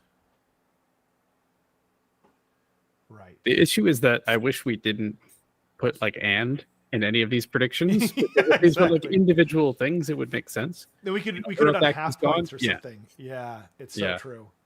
But monstrous rampages, I would say, still exist. I mean, do we want to just do a half point then, or do we want to go no? I'm fine either way. Leviticus just said charity of a half point, so charity half point. Yeah. So you're 5.5 out of. By the way, I will not say anything more in my defense, but Alex is obviously going to vote against me. Alex. It didn't matter how right I was. It could have been the objective size is changing. He's like, well, in a manner of speaking, technically, in another universe, they definitely exist. So therefore, Rob is wrong. Okay, I just want to point that out, right? See, he says no. Rob sucks. This is what I'm up against. Chad thinks it's wrong. Give us our dice. That's actually the best. That's actually the best. Counterpoint that I've come across. Okay. I am going to be doing a raffle for the new dice that I'm getting made. I just want to point that out. So there will be dice. Okay. What are we doing? You decide, Carson. I'm leaving my fate into your hands. Well, I already marked it as a half point, but I like what Alex said, which is objective sizes technically got bigger, and objective capture range got smaller, which is true, actually. I just said that you were going to change, by the way. But this is what I'm up against. Yeah, you're right. This is what I'm up against. Yeah. Fair enough. Okay. What's after this one then? Okay. Sorry. So the next one is Kragnos. This is from the chat. Kragnos betrays destruction, which I don't think we can judge yet. There's no way I can twist that into. Yeah, he's definitely the god of destruction still. So. Well, sure, but what I mean is that we have the entire edition for anything to happen. So I think this is a wash. Oh, yeah, this is a wash. Yeah, we can't know. So we can't know. Then for the one that we agree on, the next one, which is universal rules, i.e. bodyguard that can be shared among war scrolls, which is true. Yep. Cool. 3 for 7 for both of us. Nice. Beasts of Chaos squatted, Leviticus. Definitely true. And we definitely agreed with that. That's interesting. Oh, As we said, I feel fully betrayed by Kragnos. We get this point. Yeah. Yeah, I mean that's fair. I think Alex always felt betrayed. Or he just said Kragnos has betrayed destruction by not only existing but being the best unit in Ironjaws. See, I knew he was gonna think that before he even said it. Yeah, I mean, Ledivicus couldn't have been more right. This one is a real prediction because like Beasts of Chaos, like your prediction that Bone Splitters would stay was like what do you call it? Like it was more likely that Bone Splitters get squatted than Beasts of Chaos. So like that's a crazy prediction because yeah, who could have known? Right? Okay. Yeah. So Carson, or we both predicted things get less tough. That's true. Yeah. Because there's less access to save stacking. Yeah, I would say so. And I think that's what we said too. Like I think we said they're going to get rid of save stacking. I think that's what the prediction actually was, and then I think you kind of simplified it to make it include other things. So that's definitely both true. Right? Yep. 100%. Okay. And then the next one from the chat. Yeah. Yeah. This edition. My balls. I guess we can't know yet. Yeah, we can't know. Yeah. So that's a wash. Wash. And then both of us, game becomes faster to play on average. Yep. That's absolutely true. Not when you're learning something, but overall they did simplify and make things faster. So yeah, I would say it has the propensity to be longer than it used to be, with like some of the weird coherency things. But I think that two players who definitely know what they're doing, it will play the game faster than before. Faster than before. Yeah, exactly. Yeah, I think so. I am making a new dice set, Big Ron. I'm waiting to reveal it. It's my favorite design so far, including the Hypno-Slann, which I love. And eventually I've got another dice set, like another dice logo symbol that is designed, but I can't afford to, they're really expensive to get made up. There's a minimum order and whatnot. So yeah. Shut up, Alex. He's such a contrarian. You guys see what we have? All right, Alex. I cite the World Championships final game as a counter to your argument because that was like, yeah, it's like round 2 or 3, and it was like 6 hours or something crazy. Right. Like, yeah. And it's it's once. Okay, fine. Let's move on. And then someone predicted Order armies shuffled to other grand alliances. I think we can call this one because there's an index. Call it as it's a wash? No, I was going to say I think it's wrong. Oh yeah, it's wrong. Yeah. Okay. But but it doesn't have a name attached to it. What do you mean? Yeah, it's true. It doesn't have a name. Yeah, that's weird. Huh. So we could have sabotaged the chat for all they know. I mean, if anyone wants to go back and watch that actual episode, it would be hilarious. But, I mean, clearly, okay, by the way, this is Carson's document. I never had access to it until today. And you clearly didn't sabotage it because you were predicting and made a bet based on the idea that you were going to have more right than me. So you could have very easily, by the way, so if in the off chance you sabotage this, Carson, you're an idiot. You're terrible at this. Don't quit your day job. Okay. Okay. Moving right along. So what if I'm bad at sabotage? Yeah, okay? Exactly. I'm not Dutch. Okay. There's only 2 more predictions. Heroes in units. Both of us agreed on this. This is very wrong. This couldn't be more wrong. And open play goes bye-bye.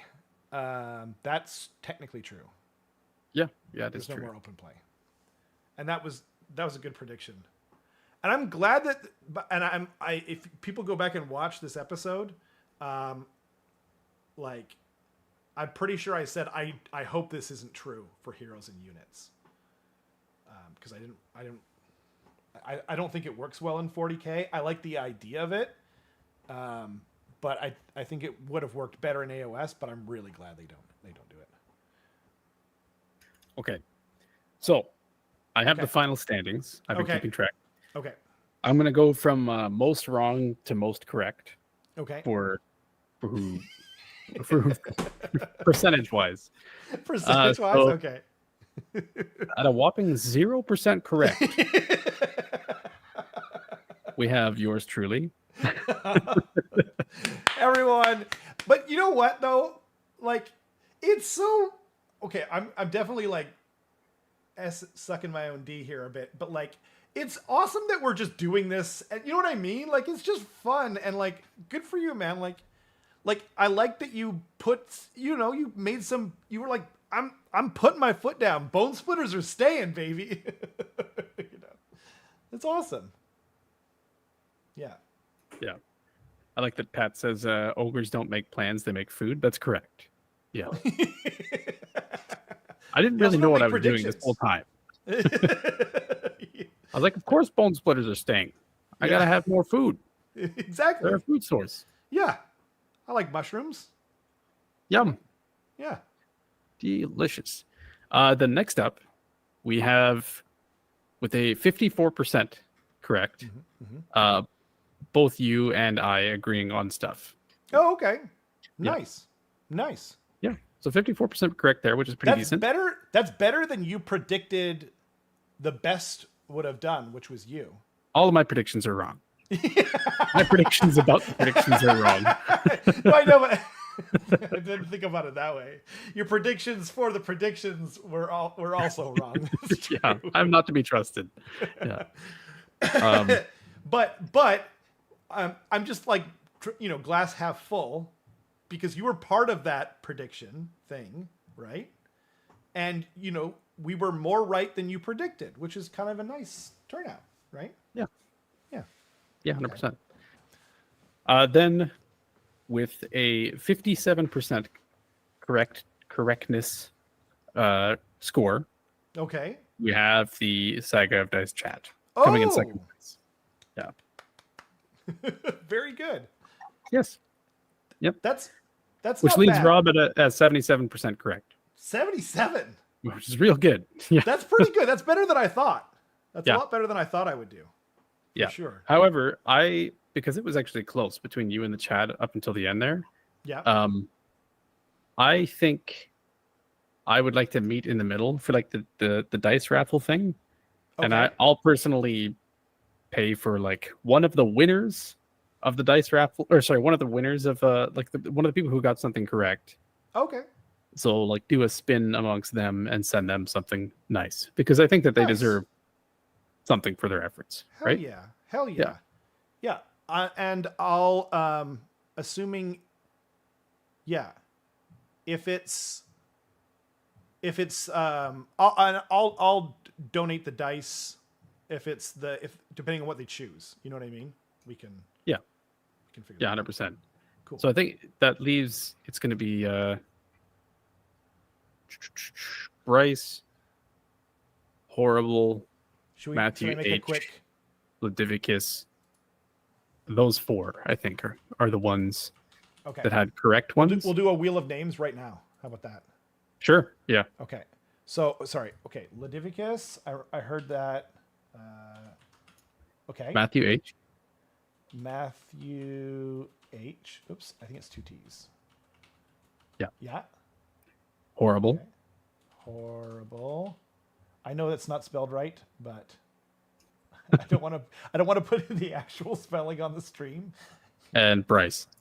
Okay. Okay. Yeah. Okay. Okay, one second. Why is it so high? Is there a way of making this?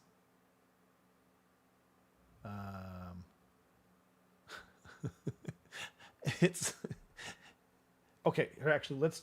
Oh no, I can't do that. I can't hit F11 because it'll full screen the whole thing. Okay, let's. Whatever. I'll just spin it. You guys can read it, right? Okay, cool. Wheel of Dyson names. Ooh, it's close. It's close. Bryce, congratulations. You're our big winner. I think I know which price that is. I hope so. Okay. I'll probably go back to the stream and check which one it is, but I think I know which it is. Cool. And I might actually be able to hand deliver the dice if it's the person who I think it is. Perfect. So, yeah. Sweet. Awesome. Okay. Congrats to Bryce. That's great. Carson is being very generous. That's true. He's a man of great generosity and mustaches. That's me. Yeah, it's me. Congratulations, Bryce. Yay. Alex, you had to make a prediction, Alex, okay? You got to put it all on the line. Dang it. Leviticus is just dodging left and right. Thank you, Jason. That's amazing. Thank you again. Jason, you're so nice. Even with a 1/4 chance. Yeah, that's true. He missed the dice one too. That's true. But just allergic to winning. We need proof that you don't have that thing turned on at this point. Like it seems impossible. I don't know how it picks the people. Yo, thanks for joining us, Jason. I think that means you're heading out, but thanks again for all the generosity. It's so nice. You're very kind. I'm just gonna flip this back to the coolest thing they've ever made. What did everyone think, and what did you think of the predictions, Carson? Like just doing that. I thought it was fun. Yeah, I thought it was fun too. I mean, it's a nice thing where you kind of just collaborate with the chat. It was cool to see like what in retrospect was like obvious and what wasn't. Just because like looking at all of mine, I was like, I think I was just trolling the entire time. Like, looking for things to just randomly see if I was correct about, and I just don't remember doing that at all. And then yeah, it was cool to see what the chat thought. I'm glad that I wrote down the names of the people, except that one at the end. That was really smart. Yeah, I'm glad you did that. You put the screenshot on the Discord earlier. Of his status of accepting gifts. Oh, did he? Yeah. Did you today or like a lot like just now? Oh, did you? Oh, that's awesome. Okay, that's so funny. I still don't even know where that is. It's the best model they've ever. Yeah, he's using light mode. Ugh. He's just like flashbanging his eyes watching our channel. Like I'm used to everything that I do being like dark mode if possible. Yeah. And every time I remember like I would do screen share with like coworkers or something. If they had light mode on in Google, it would just be like, you know, like yeah, exactly. All of mine is in dark mode. The only annoying time is sometimes it's like partially like if this website is like they chose white as the background, and there's something called super dark mode, which I used last week for the stream, so it wouldn't be quite so bright on me, and then it made I couldn't read my emails. So I was just like, oh, well, this sucks. Anyway. But yeah. Phrasing. Was it me? Who said something? I don't know. I don't know either. Now I'm worried. I'm afraid. But I agree with Pat. This is the best model they've ever made. I will die on this hill. It's so cool. It's so sick. Yeah. I'm like tempted to buy 2, even though he's a named character. It's that cool. Just to like paint it 2 different ways or something. He's insane. Yeah.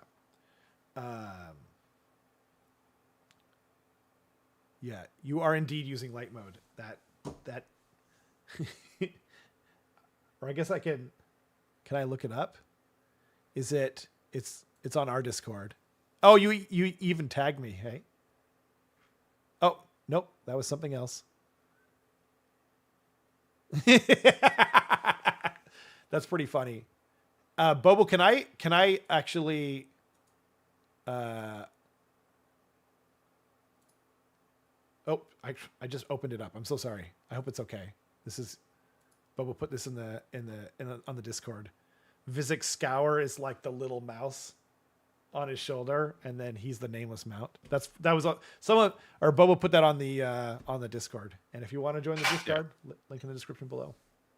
Bobo was always on top of the memes for sure. I think my favorite one is it's just like Tony Soprano going like, and he's just like looking at a piece of gabagool, and then it's just like gabagool, the accursed, like just like Abraxia's spear, just like the description of it and stuff too, and it's just like a gift from Uncle Junior, like that's godlike. Oh man. I can't imagine that it was Bobo who made this, but my favorite all-time meme from Age of Sigmar is the Chattakar one. It's like it's foul. It's actually like hardcore foul. But that's part of why I guess because the humor is quite shocking. Yeah, Visick is like Gandalf if Gandalf was a prophet of the Great Horned Rat. For real. All I see on the new Skaven is the gaps. I don't like, yeah, I don't know. Like we talked about it earlier. I'm fine with like this level. It was quite noticeable on Fellblade when you zoom in, but yeah, I think it's a very easy thing to fix if you don't like it. Yeah, it's kind of I'm not sure, like my only issue with it is actually just the, like, I don't think they should have had it like, I don't think like the split should go the whole way. I think it should just be in the middle. You know what I mean? Then it would just make sense to me. Like they're just like torn, like I said before, like Wren's in it. Yeah. But I like the idea behind it. I actually do. They're not really gaps. They're just like, what are they called? Like splits in the design. If you put a light kit inside of him, he will glow from his gaps. He will not, actually. Unless you put them together very poorly. Like like someone who put together the Purple Sun but didn't cut off the what are they called? Easy build sections. Anyway. Yeah. Pins. I think if you actually, the funny thing is I do have an idea using LEDs for him, but I don't know if it's going to work or not. And it has to do with his terrain and whatnot, so we'll see. But yeah, that's so bright. The one I love is the 4 Chaos Gods. I can give you power. Right, yeah. I can give you immortality. I can give you passion. Then cuts to Pawn Stars with the Great Horn Rat Fest. The best I can do is rats. Yeah, that one's amazing. Yeah. Actually, there's another. Actually, probably my very favorite one is super old. It predates Age of Sigmar by years. And it's from an old. They took the Screaming Bell from an old video game, not Total War, well before Total War. And it just says the Screaming Bell. And it says makes a sound worse than, what is it? Britney Spears, Rick Roll, and Yoko Ono combined. And then it says, yep, it'll kill you. It's so sick. I can't remember if that was with the exact artist. I know Rick Roll and Yoko Ono were on there. Might not be Britney Spears. But yeah. Always has gaps. Nothing you can do about that. Actually, mine have none. Did you sell your soul? Yeah. What's the big deal? No gaps. Yeah. Well, I mean, mine don't have gaps anymore, but I filled them before priming. I didn't need to fill mine. I just cut off all the, like they have little like shafts and pegs. Yep. Yeah, I just cut those off and then. I remember I built mine a long time ago, so I don't exactly remember that. Maybe I didn't do that, but yeah. It's. But yeah, you can fill the gaps if you know. What I do is I put a little bit of plastic glue on both sides. I give it like a couple of seconds for it to kind of dissolve it, and then I push it together, and then they usually end up flush. But because I didn't know about sprue glue when I built that, so I definitely didn't use sprue glue. But yeah, I don't think I needed it. But yeah. Anyway, worse than Yoko? I know, right? Have you seen that one? That there's a video where she's performing with John Lennon and I can't remember the dude's name. Oh man, it's iconic though, and they're just like rock and rolling and jiving and just having this like amazing like session, and then she just starts screaming in the middle of it. And he just looks at her like, what is it? Chuck Berry? That's it. That's the one. Yeah. Oh man. Yeah, the face that he makes. He just makes it just like, are you out of your goddamn mind?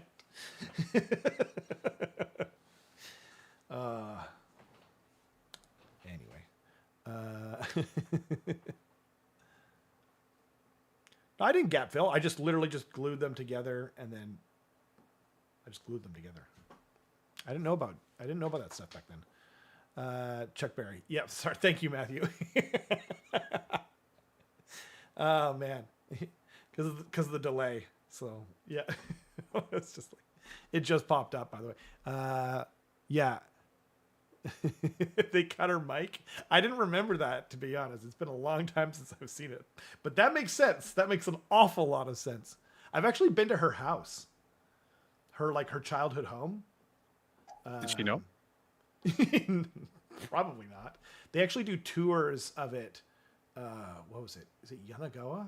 I can't remember. It was like, it's kind of like near where I went to high school, and they have these like canals, kind of like in Venice with like the push boats.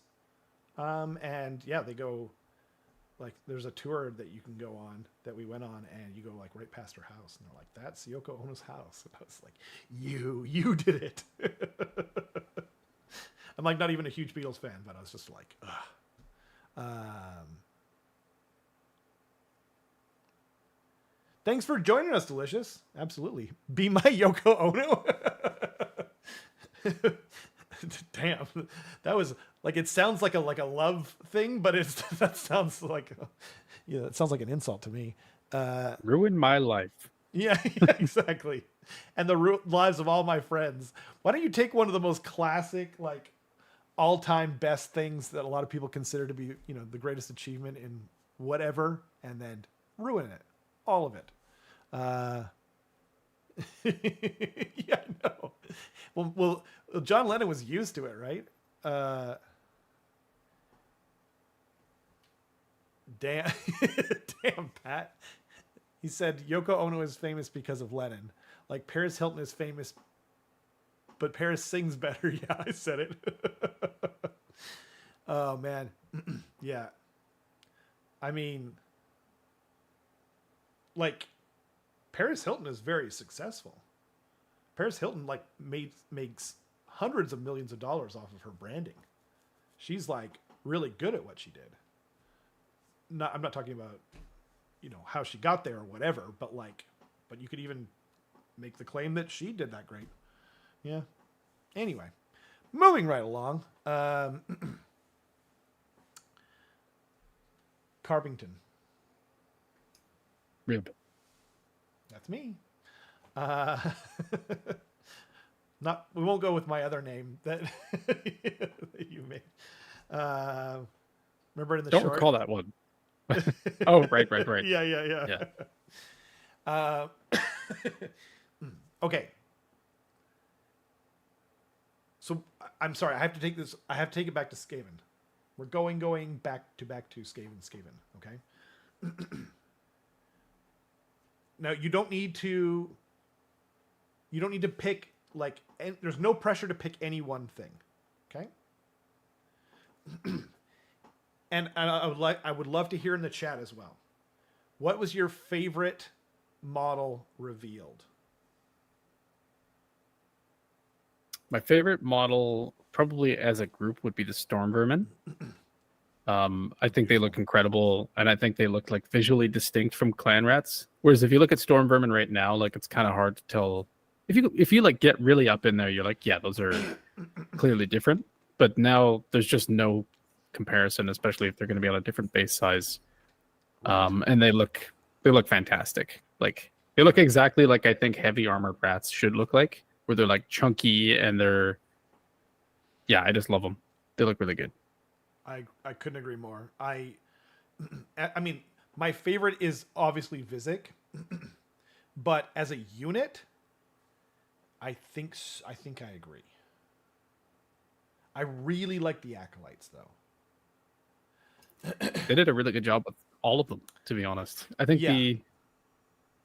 maybe the Arch Warlock is kind of like it's okay, and then the Master Molder is kind of neat too, I guess. Like some of the foot heroes are kind of just fine, but yeah, I agree with that. Everything else, like when I say just fine, it's still like really good. It's just still amazing. Not my favorite, I guess. No, that's fair. Oh man, I think my favorite unit, other than the centerpiece hero, I think it might be the Acolytes. Because like I've seen so many people take a stab at this unit specifically because like all we've had this whole time is like the current price, or the price when they left rather, was like, I think it was $24 for a single model that was like 31 years old or something like that, right? 30 or 31 years old. And so we've seen so many Windmaster and like the Russian one, and there's been so many places that have made 3D printed models, resin models, who have tried to make proxies for Acolytes, for the Scryer Globadiers. And none of them were even close to as good looking as these. Like, it's not even close. But so I think that I like them like a hair's, like maybe not even, like I have to see the models in person, right? But these Storm Vermins are perfect. They're the exact same as the Saurus Warriors. Like going into the edition, right? Like I'm like, before we got these new model reveals, I'm like, why couldn't they look like Vermintide or Total War? You know what I mean? And then what they gave us was something that looked better than the freaking, I almost swore, the actual video game. That's crazy, because like what you can do with polygon count or with poly counts and whatnot, like it's crazy what they can make. So like to make a little model that like to me looks better, and I'm holding them up to an insanely high standard, right? That's insane to me. That's such a huge accomplishment. They have so much character, and I think that's what ultimately for me makes me like the Globadiers a little bit more, because like you can see some of them are like throwing it, one guy's dropping it, one guy's kind of like clutching it like a crystal ball or whatever, and I don't know. Sorry, I hope that there's some build variety here. I hope they're not like monopose, like you can only build them as these exact sculpts. But even if that's true, my God, like what we see here is incroyable, just insane. Yeah, I don't know though. Like I'm wondering, like Storm Vermin have never been good. Like they've never been like a strong choice in all of Age of Sigmar. Actually, well, that's not true. In early Age of Sigmar, there was no points, so we went by wound count at times. And when you go by wound count, then they're clearly better than Clan Rats. But like ever since we had proper points for them, they're not great, because you're paying for weird things. You're paying for like rats that are fighty, but they have like a 4-up save, and they just weren't able to kind of find a good balance with them until now. But I'm painting 10 of them for sure.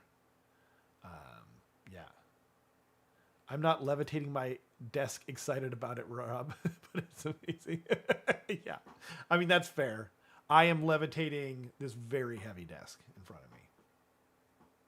Yeah, I hope that the storm vermin are like made into something unique, like a little bit special, Right. just because it would be nice if they weren't just like there's clan rats with better stats. Like Yeah. that would be a little bit disappointing and not very fun, I guess. So it would be cool if they had some sort of, hopefully not control score related ability attached to them. I know.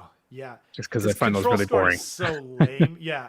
I mean, and like, I get the bodyguard thing. That was probably the more interesting thing that they've ever done with them.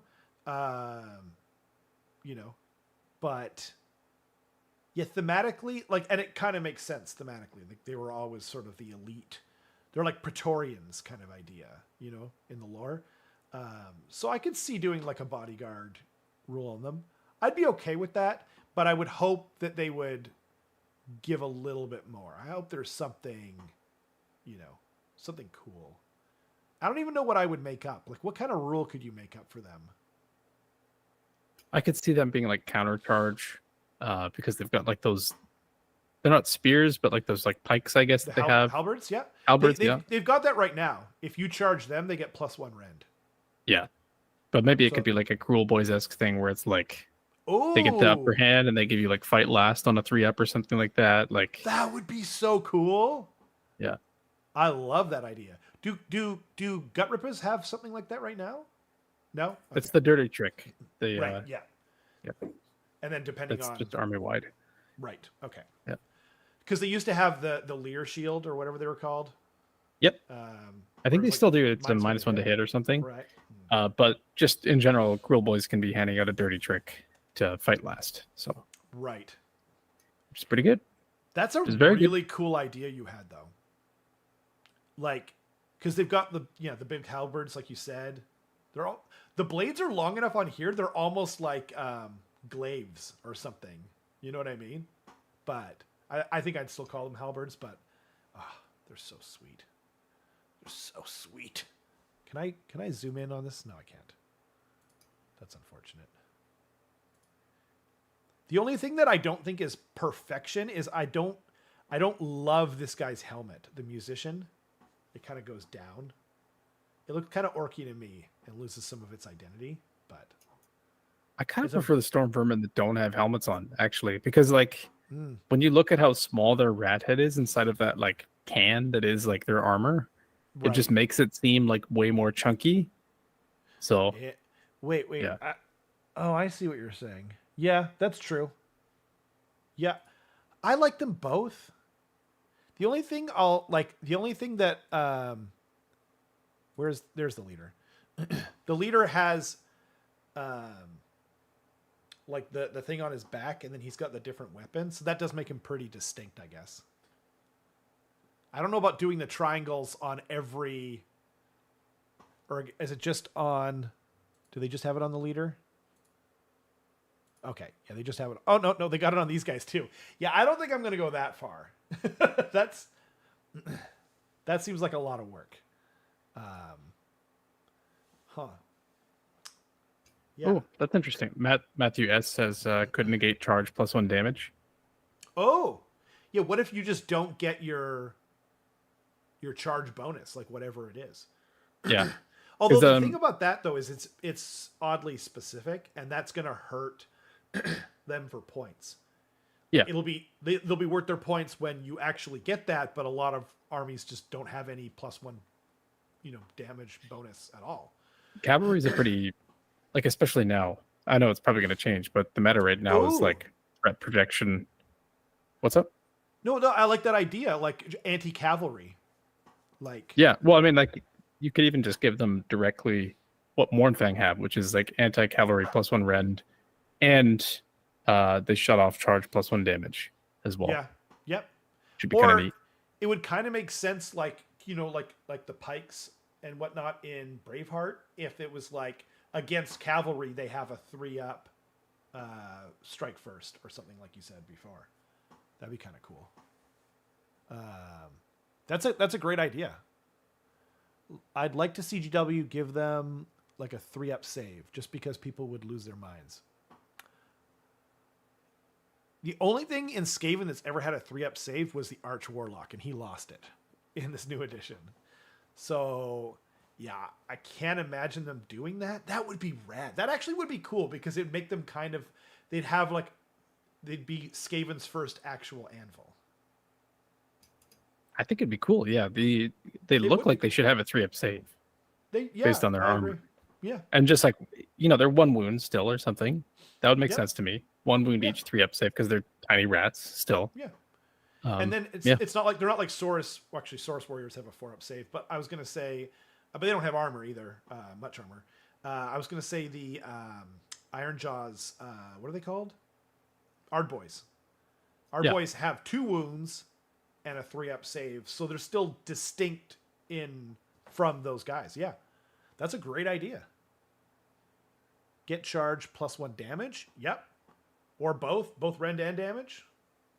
They currently have just +1 rend, I think. But I like that. Is that they are loyal, heroic, almost fighting elite in a society of backstabbing charlatans. Yeah, they're kind of interesting. So like they've kind of changed the lore on them throughout the history of Skaven. They were definitely loyal to the Council of 13 because in the lore, the Council of 13 showed them like what they were capable of, and it was so horrific that they, from fear, their fur turned white. It wasn't dyed. It wasn't like they weren't, at times they were also bred. They were albino storm vermin and whatnot. But then at times they were not quite as loyal. Like at different times there was like the Eshin were the most loyal in terms of like certain things. Anyway, it doesn't matter. But yeah, but speaking to that point though, like, yeah, the bodyguard rule did make sense because at times they were sort of the actual loyal Skaven, the only actual loyal Skaven. But I don't know. I kind of also don't think that they should ever, like, no Skaven should ever bodyguard anything. Like, they all think they're the chosen one. Like, why would they ever bodyguard? Like it made sense in terms of the Council of 13 because it's just like they're just that afraid of them. That like if by some chance they survive, then whatever they're going to do to them is so horrible, it's better to just die. It's better to just jump in front of that bullet, right? But yeah. Anyway, I hope the acolytes. So the acolytes are 2 wounds, by the way, and I feel like storm vermin actually look like they should be 2 wounds more than the acolytes. And I think they're both going to be on 28mm bases for whatever that's worth. But the thing is, too, though, is Deepkin Thralls are on 1 wound. And granted, they're extremely squishy. You know what I mean? I don't know. It kind of doesn't make sense from that perspective, in a way.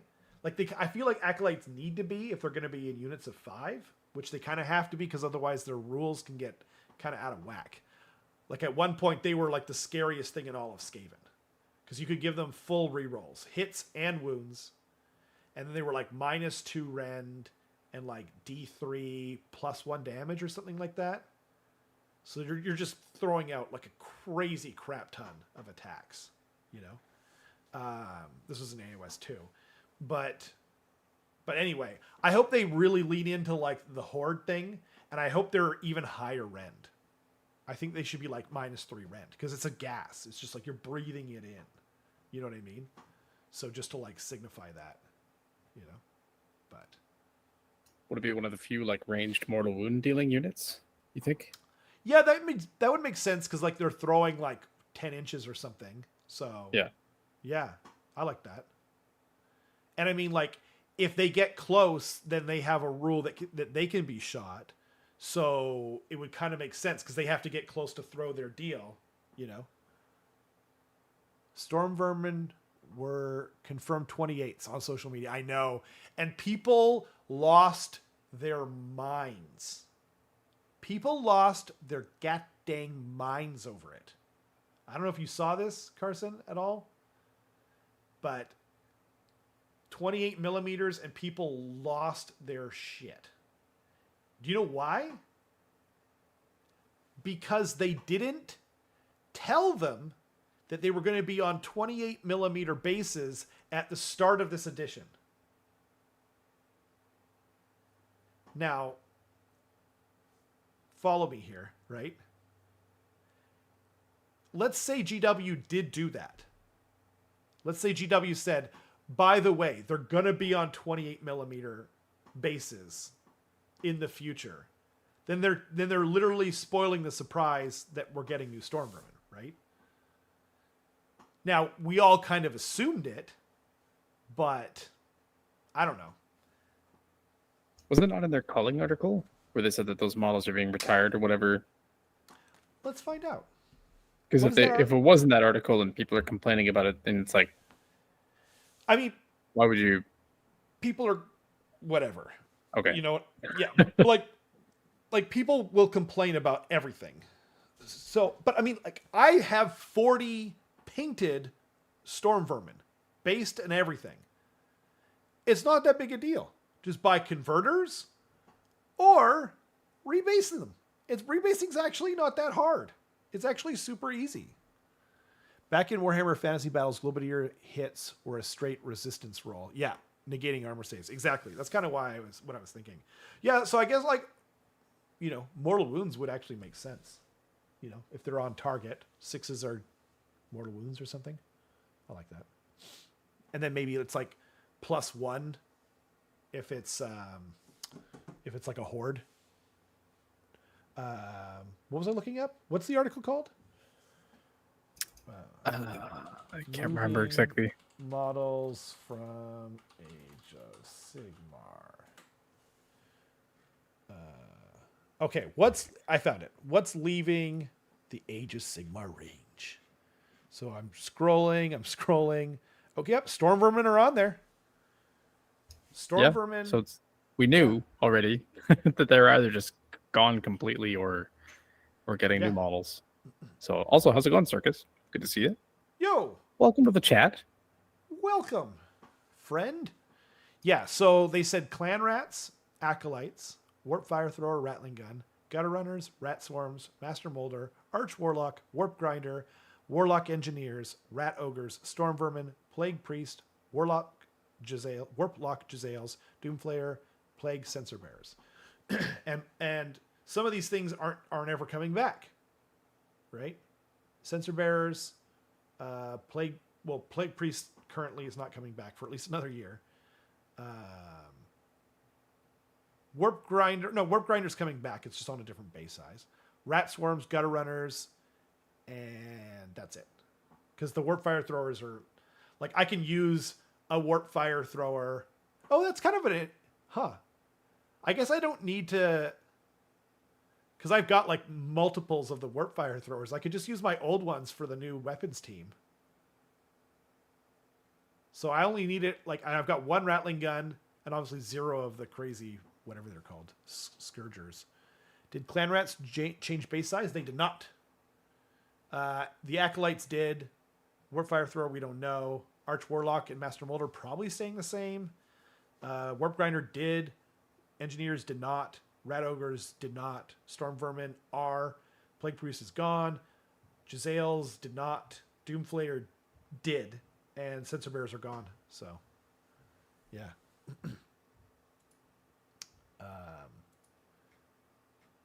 Yeah. I mean, this reveal was basically perfect to me.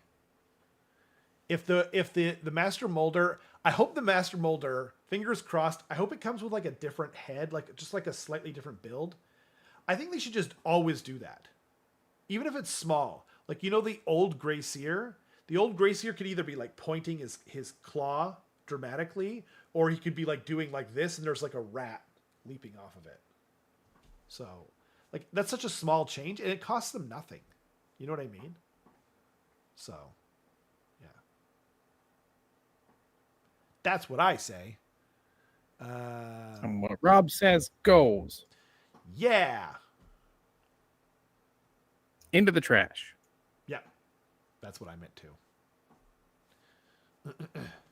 Throw yourself into the trash, Carson. Now you got to do it. I didn't say throw the trash onto you. said, get yourself in that trash. Get him out of here.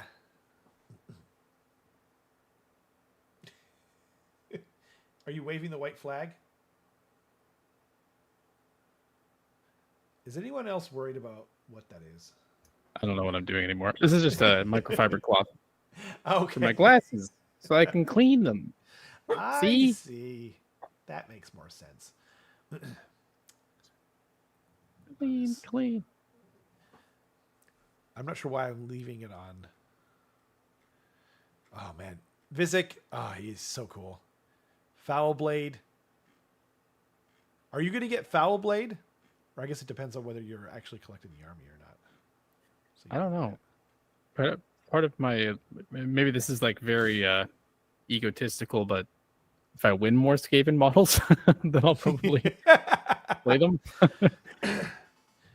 So it's not at the point where I feel compelled to like buy more Skaven at the moment. That's fair. Indeed.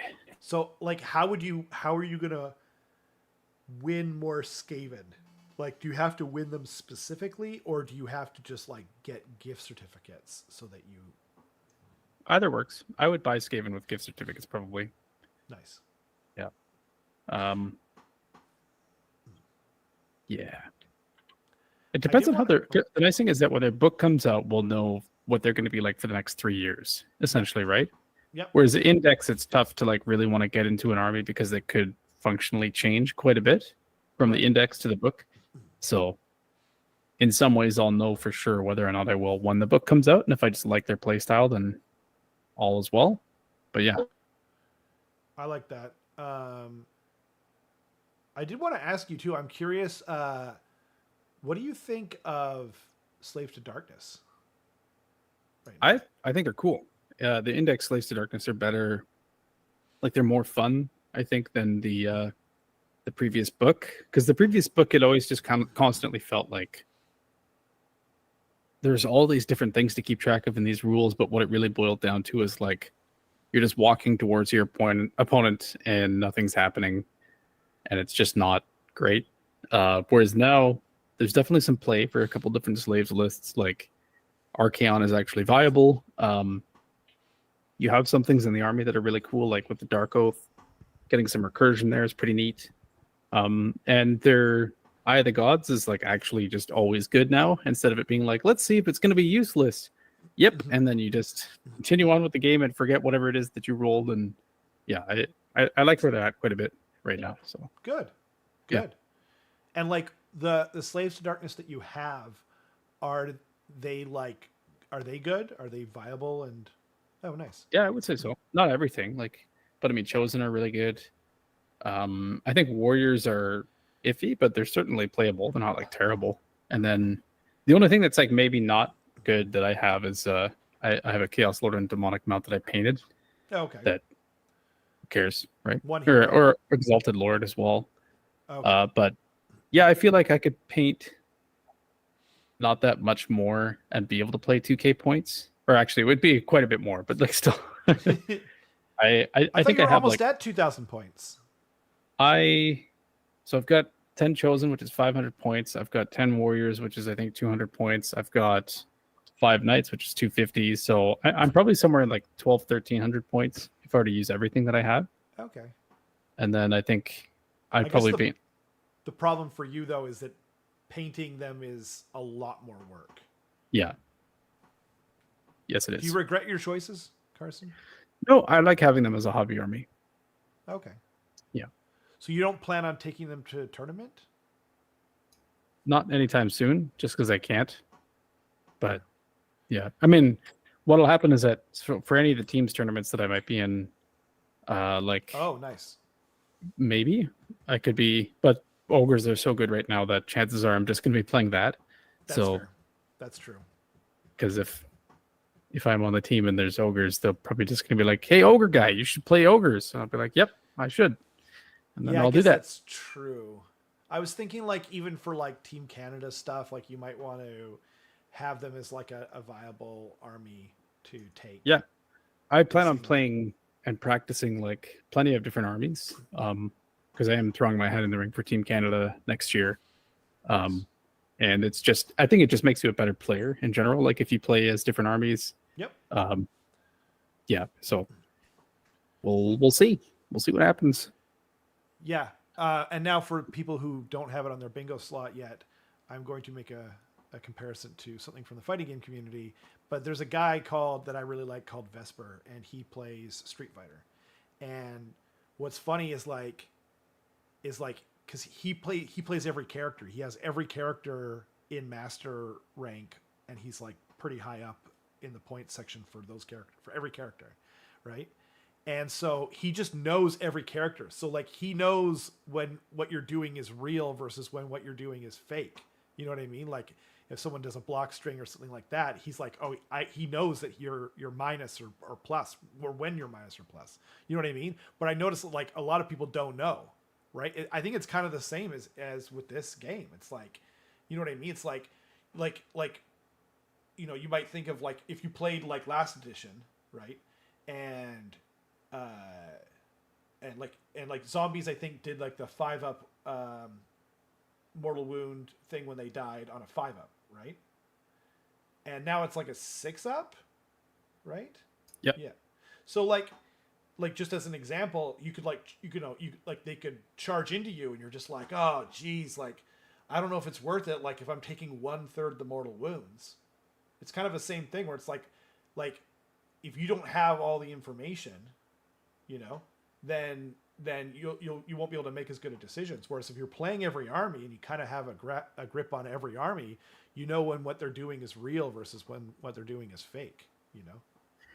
Yeah, 100%. And I think that you can definitely get to that point of knowledge by playing against an army specifically, a lot. But even then, like if you're playing with the same people constantly, like you're only playing with people that you have locally, they're going to be playing it the same way almost all the time. Chances are they're not going to, they're not like mixing things up very much. So it's really important to be playing with like people who are not near you. And this is all if you're trying to be like super competitive, I think. Like it's really important to get on Tabletop Simulator, like find whatever greater region community like you have and maybe start there, and then after that you can get onto some other places that are like, you know, people from the UK or Europe or something that you can schedule games with, just because they're going to be playing in ways that you just wouldn't have even thought of, because it's a completely different climate over there, right? So yeah, it's super important. And a lot of AOS is just knowledge checks, like you said. Like if you run up the board, and even if you like look at a war scroll once, you're like, okay, I have a general idea of what it does. You don't really put all the pieces together until it hits you, right? And when it hits you, it might be too late. If you get lucky, you're careful enough and you've done like an okay enough job that it doesn't matter, or like you can get by anyway. But if you had known in the first place, you would have been even that much better. So yeah. Well, that's it. Like, or you could like, you know, you could like take your Bastillodon, right? Charge them into. You're like, okay, I've got a 2-up on my Bastillodon. He's got 4 wounds left. I'm charging him into Storm Vermin. They've only got -1 rend, like last edition, right? So like I'll be fine, because the odds are that they don't have enough to put through the wounds. But it's like, oh, but they're +1 rend on the charge, and that like just that one little thing, you know what I mean? Could, yeah. And I would say that my 2 losses at Tacoma were basically because of that as well. Like my first loss, which was against a Soulblight Gravelords player, I interpreted Iron Guts. So how it worked in 3rd edition is when you fought twice. Their fight twice is basically like, even if they're stuck in combat and they swing at a bunch of stuff and then they activate their fight twice again, they can still pile in and do whatever. This edition, it's not the case whatsoever. Like you can't activate a fight if you haven't charged and you're not in combat. So you can't fight twice, even if you declared at the start that you're going to do that. So I was like, oh crap, that's a holdover from 3rd that I didn't realize. And then I also didn't realize how much. I didn't know about that. Yeah. I also didn't realize how much tankier Blood Knights are this edition too. And I was like, oh, like, well, I mean, the extra wound alone is extra wound. And then they were with Nagash too, so they had a 5-up ward. So I was like, good God, this is a lot. And then in my other game, it was me and misinterpreting my own Stonehorn, where it's like he used to be, I could just whip him at anything, and even if he doesn't kill it, he's going to survive and pin whatever it is. And I just threw him at Krondus, and Krondus went and just like slapped him off the table. One didn't even get to his second profile. He just like hit all of his first attacks and they all went through. And I was like, all right, that's my Stonehorn just did. And then that just kind of like swung it in the other direction when I had a better target to put the Stonehorn in. So the more bad lessons like that you get, the better of a player you become for sure. Because like now I know I have to be much more careful with my Stonehorn. I have to be much more careful, when I declare my fight twice with my Iron Guts kind of thing. And that's just for ogres. Right. And there's, 24 other armies in the game that you could be learning these like really specific lessons about. And if you know those lessons and you're playing against them, then you know what their weaknesses are too, right? Yeah. And you can see when someone's making a mistake that you can take advantage of. Well, and like the Stonehorn is a good example where it's just like it feels like, because it was like oppressively hard to kill last edition, right? So even though you told me that, and even though I've played against it, like until you mentioned it again, like how much more fragile they are, I was like, oh yeah, I forgot. They're actually a lot more fragile than they used to be. That's a good point.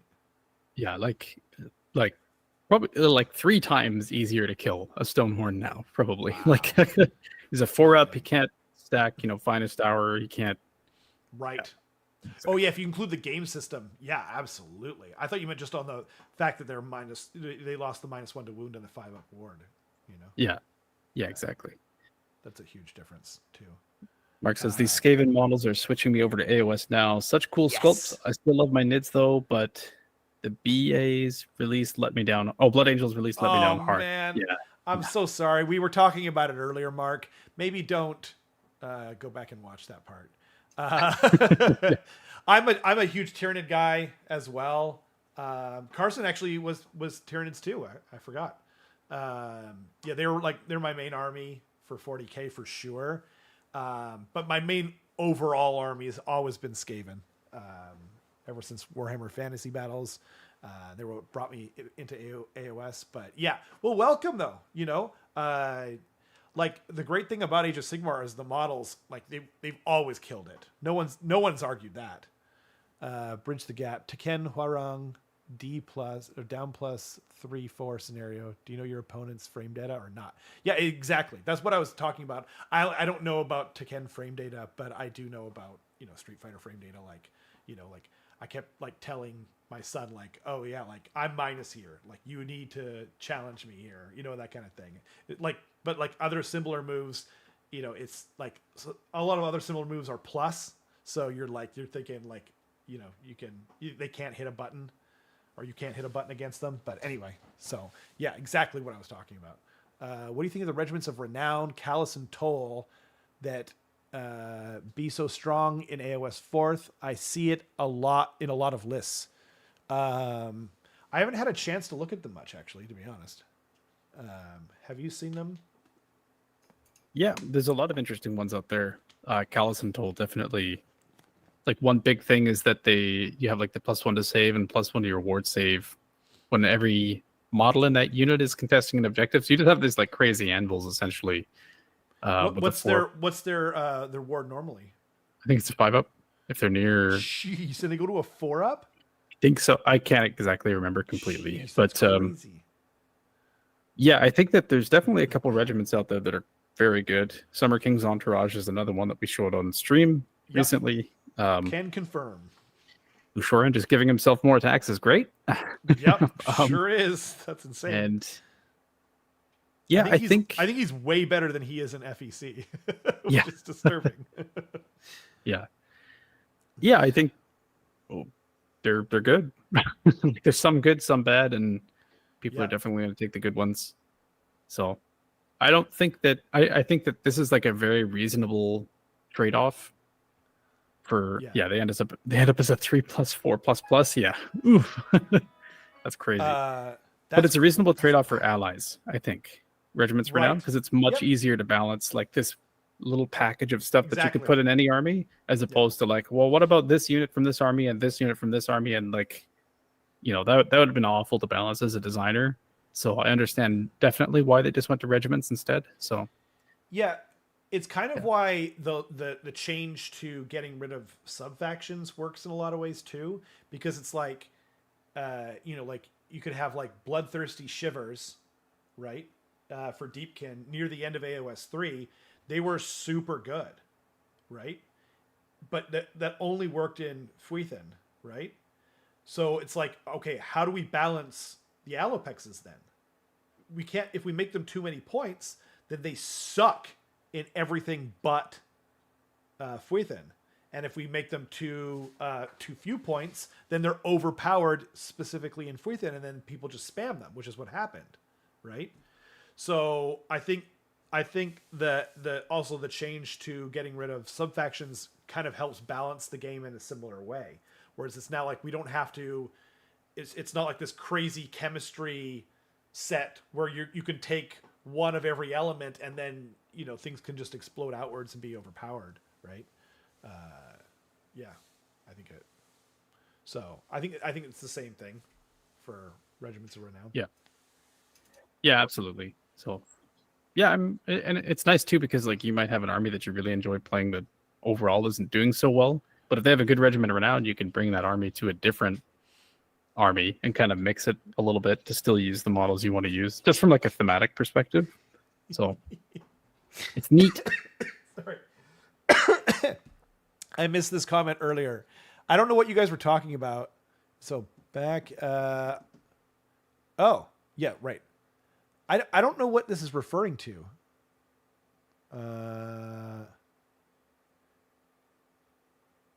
Bridge the Gap said, looking at these sculpts and then looking at the new 40k Blood Angel sculpts, and we can see where all the time and attention went. I think it's largely probably just like, that's not what I was laughing at, by the way, but I think it's largely like, I think they're different teams. Because back when I was just like clawing and desperate for new Skaven sculpts, they were kind of saying like, they kind of just, they let them do what they want, you know? So that person was just, whoever sculpted the Blood Angel stuff, you know, not everyone, you know, I don't know. Like, I think it was just like the artist, you know, didn't maybe nail it perfectly, you know? Like, I'm not trying to like bag on the guy. You know what I mean? He can clearly sculpt much better than I can, obviously, right? But anyway, sorry. What I was laughing about though was, I don't know what Ludivicus was referring to, but he says, I mean, Rob is the prediction champion of 4th. Maybe we shouldn't dismiss him. What was I being dismissed for? That's what I don't understand. I'm not sure. I understand you dismissing me, but I just want to get the reference. Oh, and Horrible, by the way, you were entered into a raffle giveaway, but you did not win. Why would you bring it up then? Just so you know, you had a chance at getting something, but you did not. Yeah. Exactly. Congratulations. Yep. Yeah. You were one of 4 people, though. Yeah. Yeah. No? No one? Okay, fine. Mark says... Oh, wait, sorry. I already read that. If Stormcast... That's what it was. If Stormcast would have won the battle, we could have gotten 2 Blood Angel releases in a week. And one of those would have been better than the other.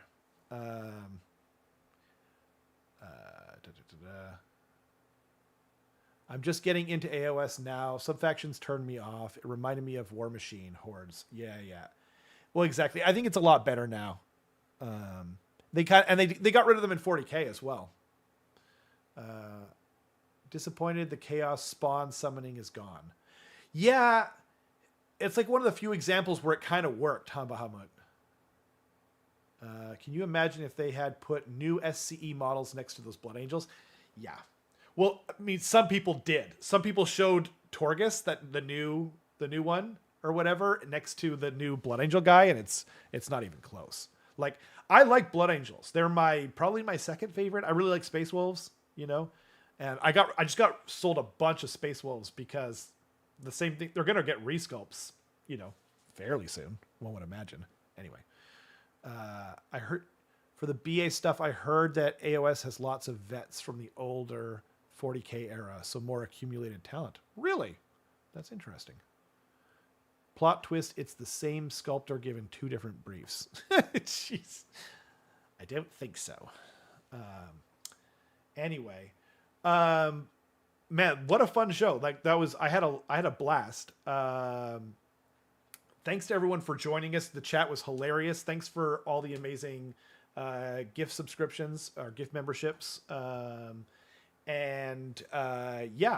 I don't know what we have planned for next week, but we are planning a stream this Thursday. So feel free to join us. And yeah, thanks to everyone for hanging out. Do you have anything to say, Carson, before we skedaddle?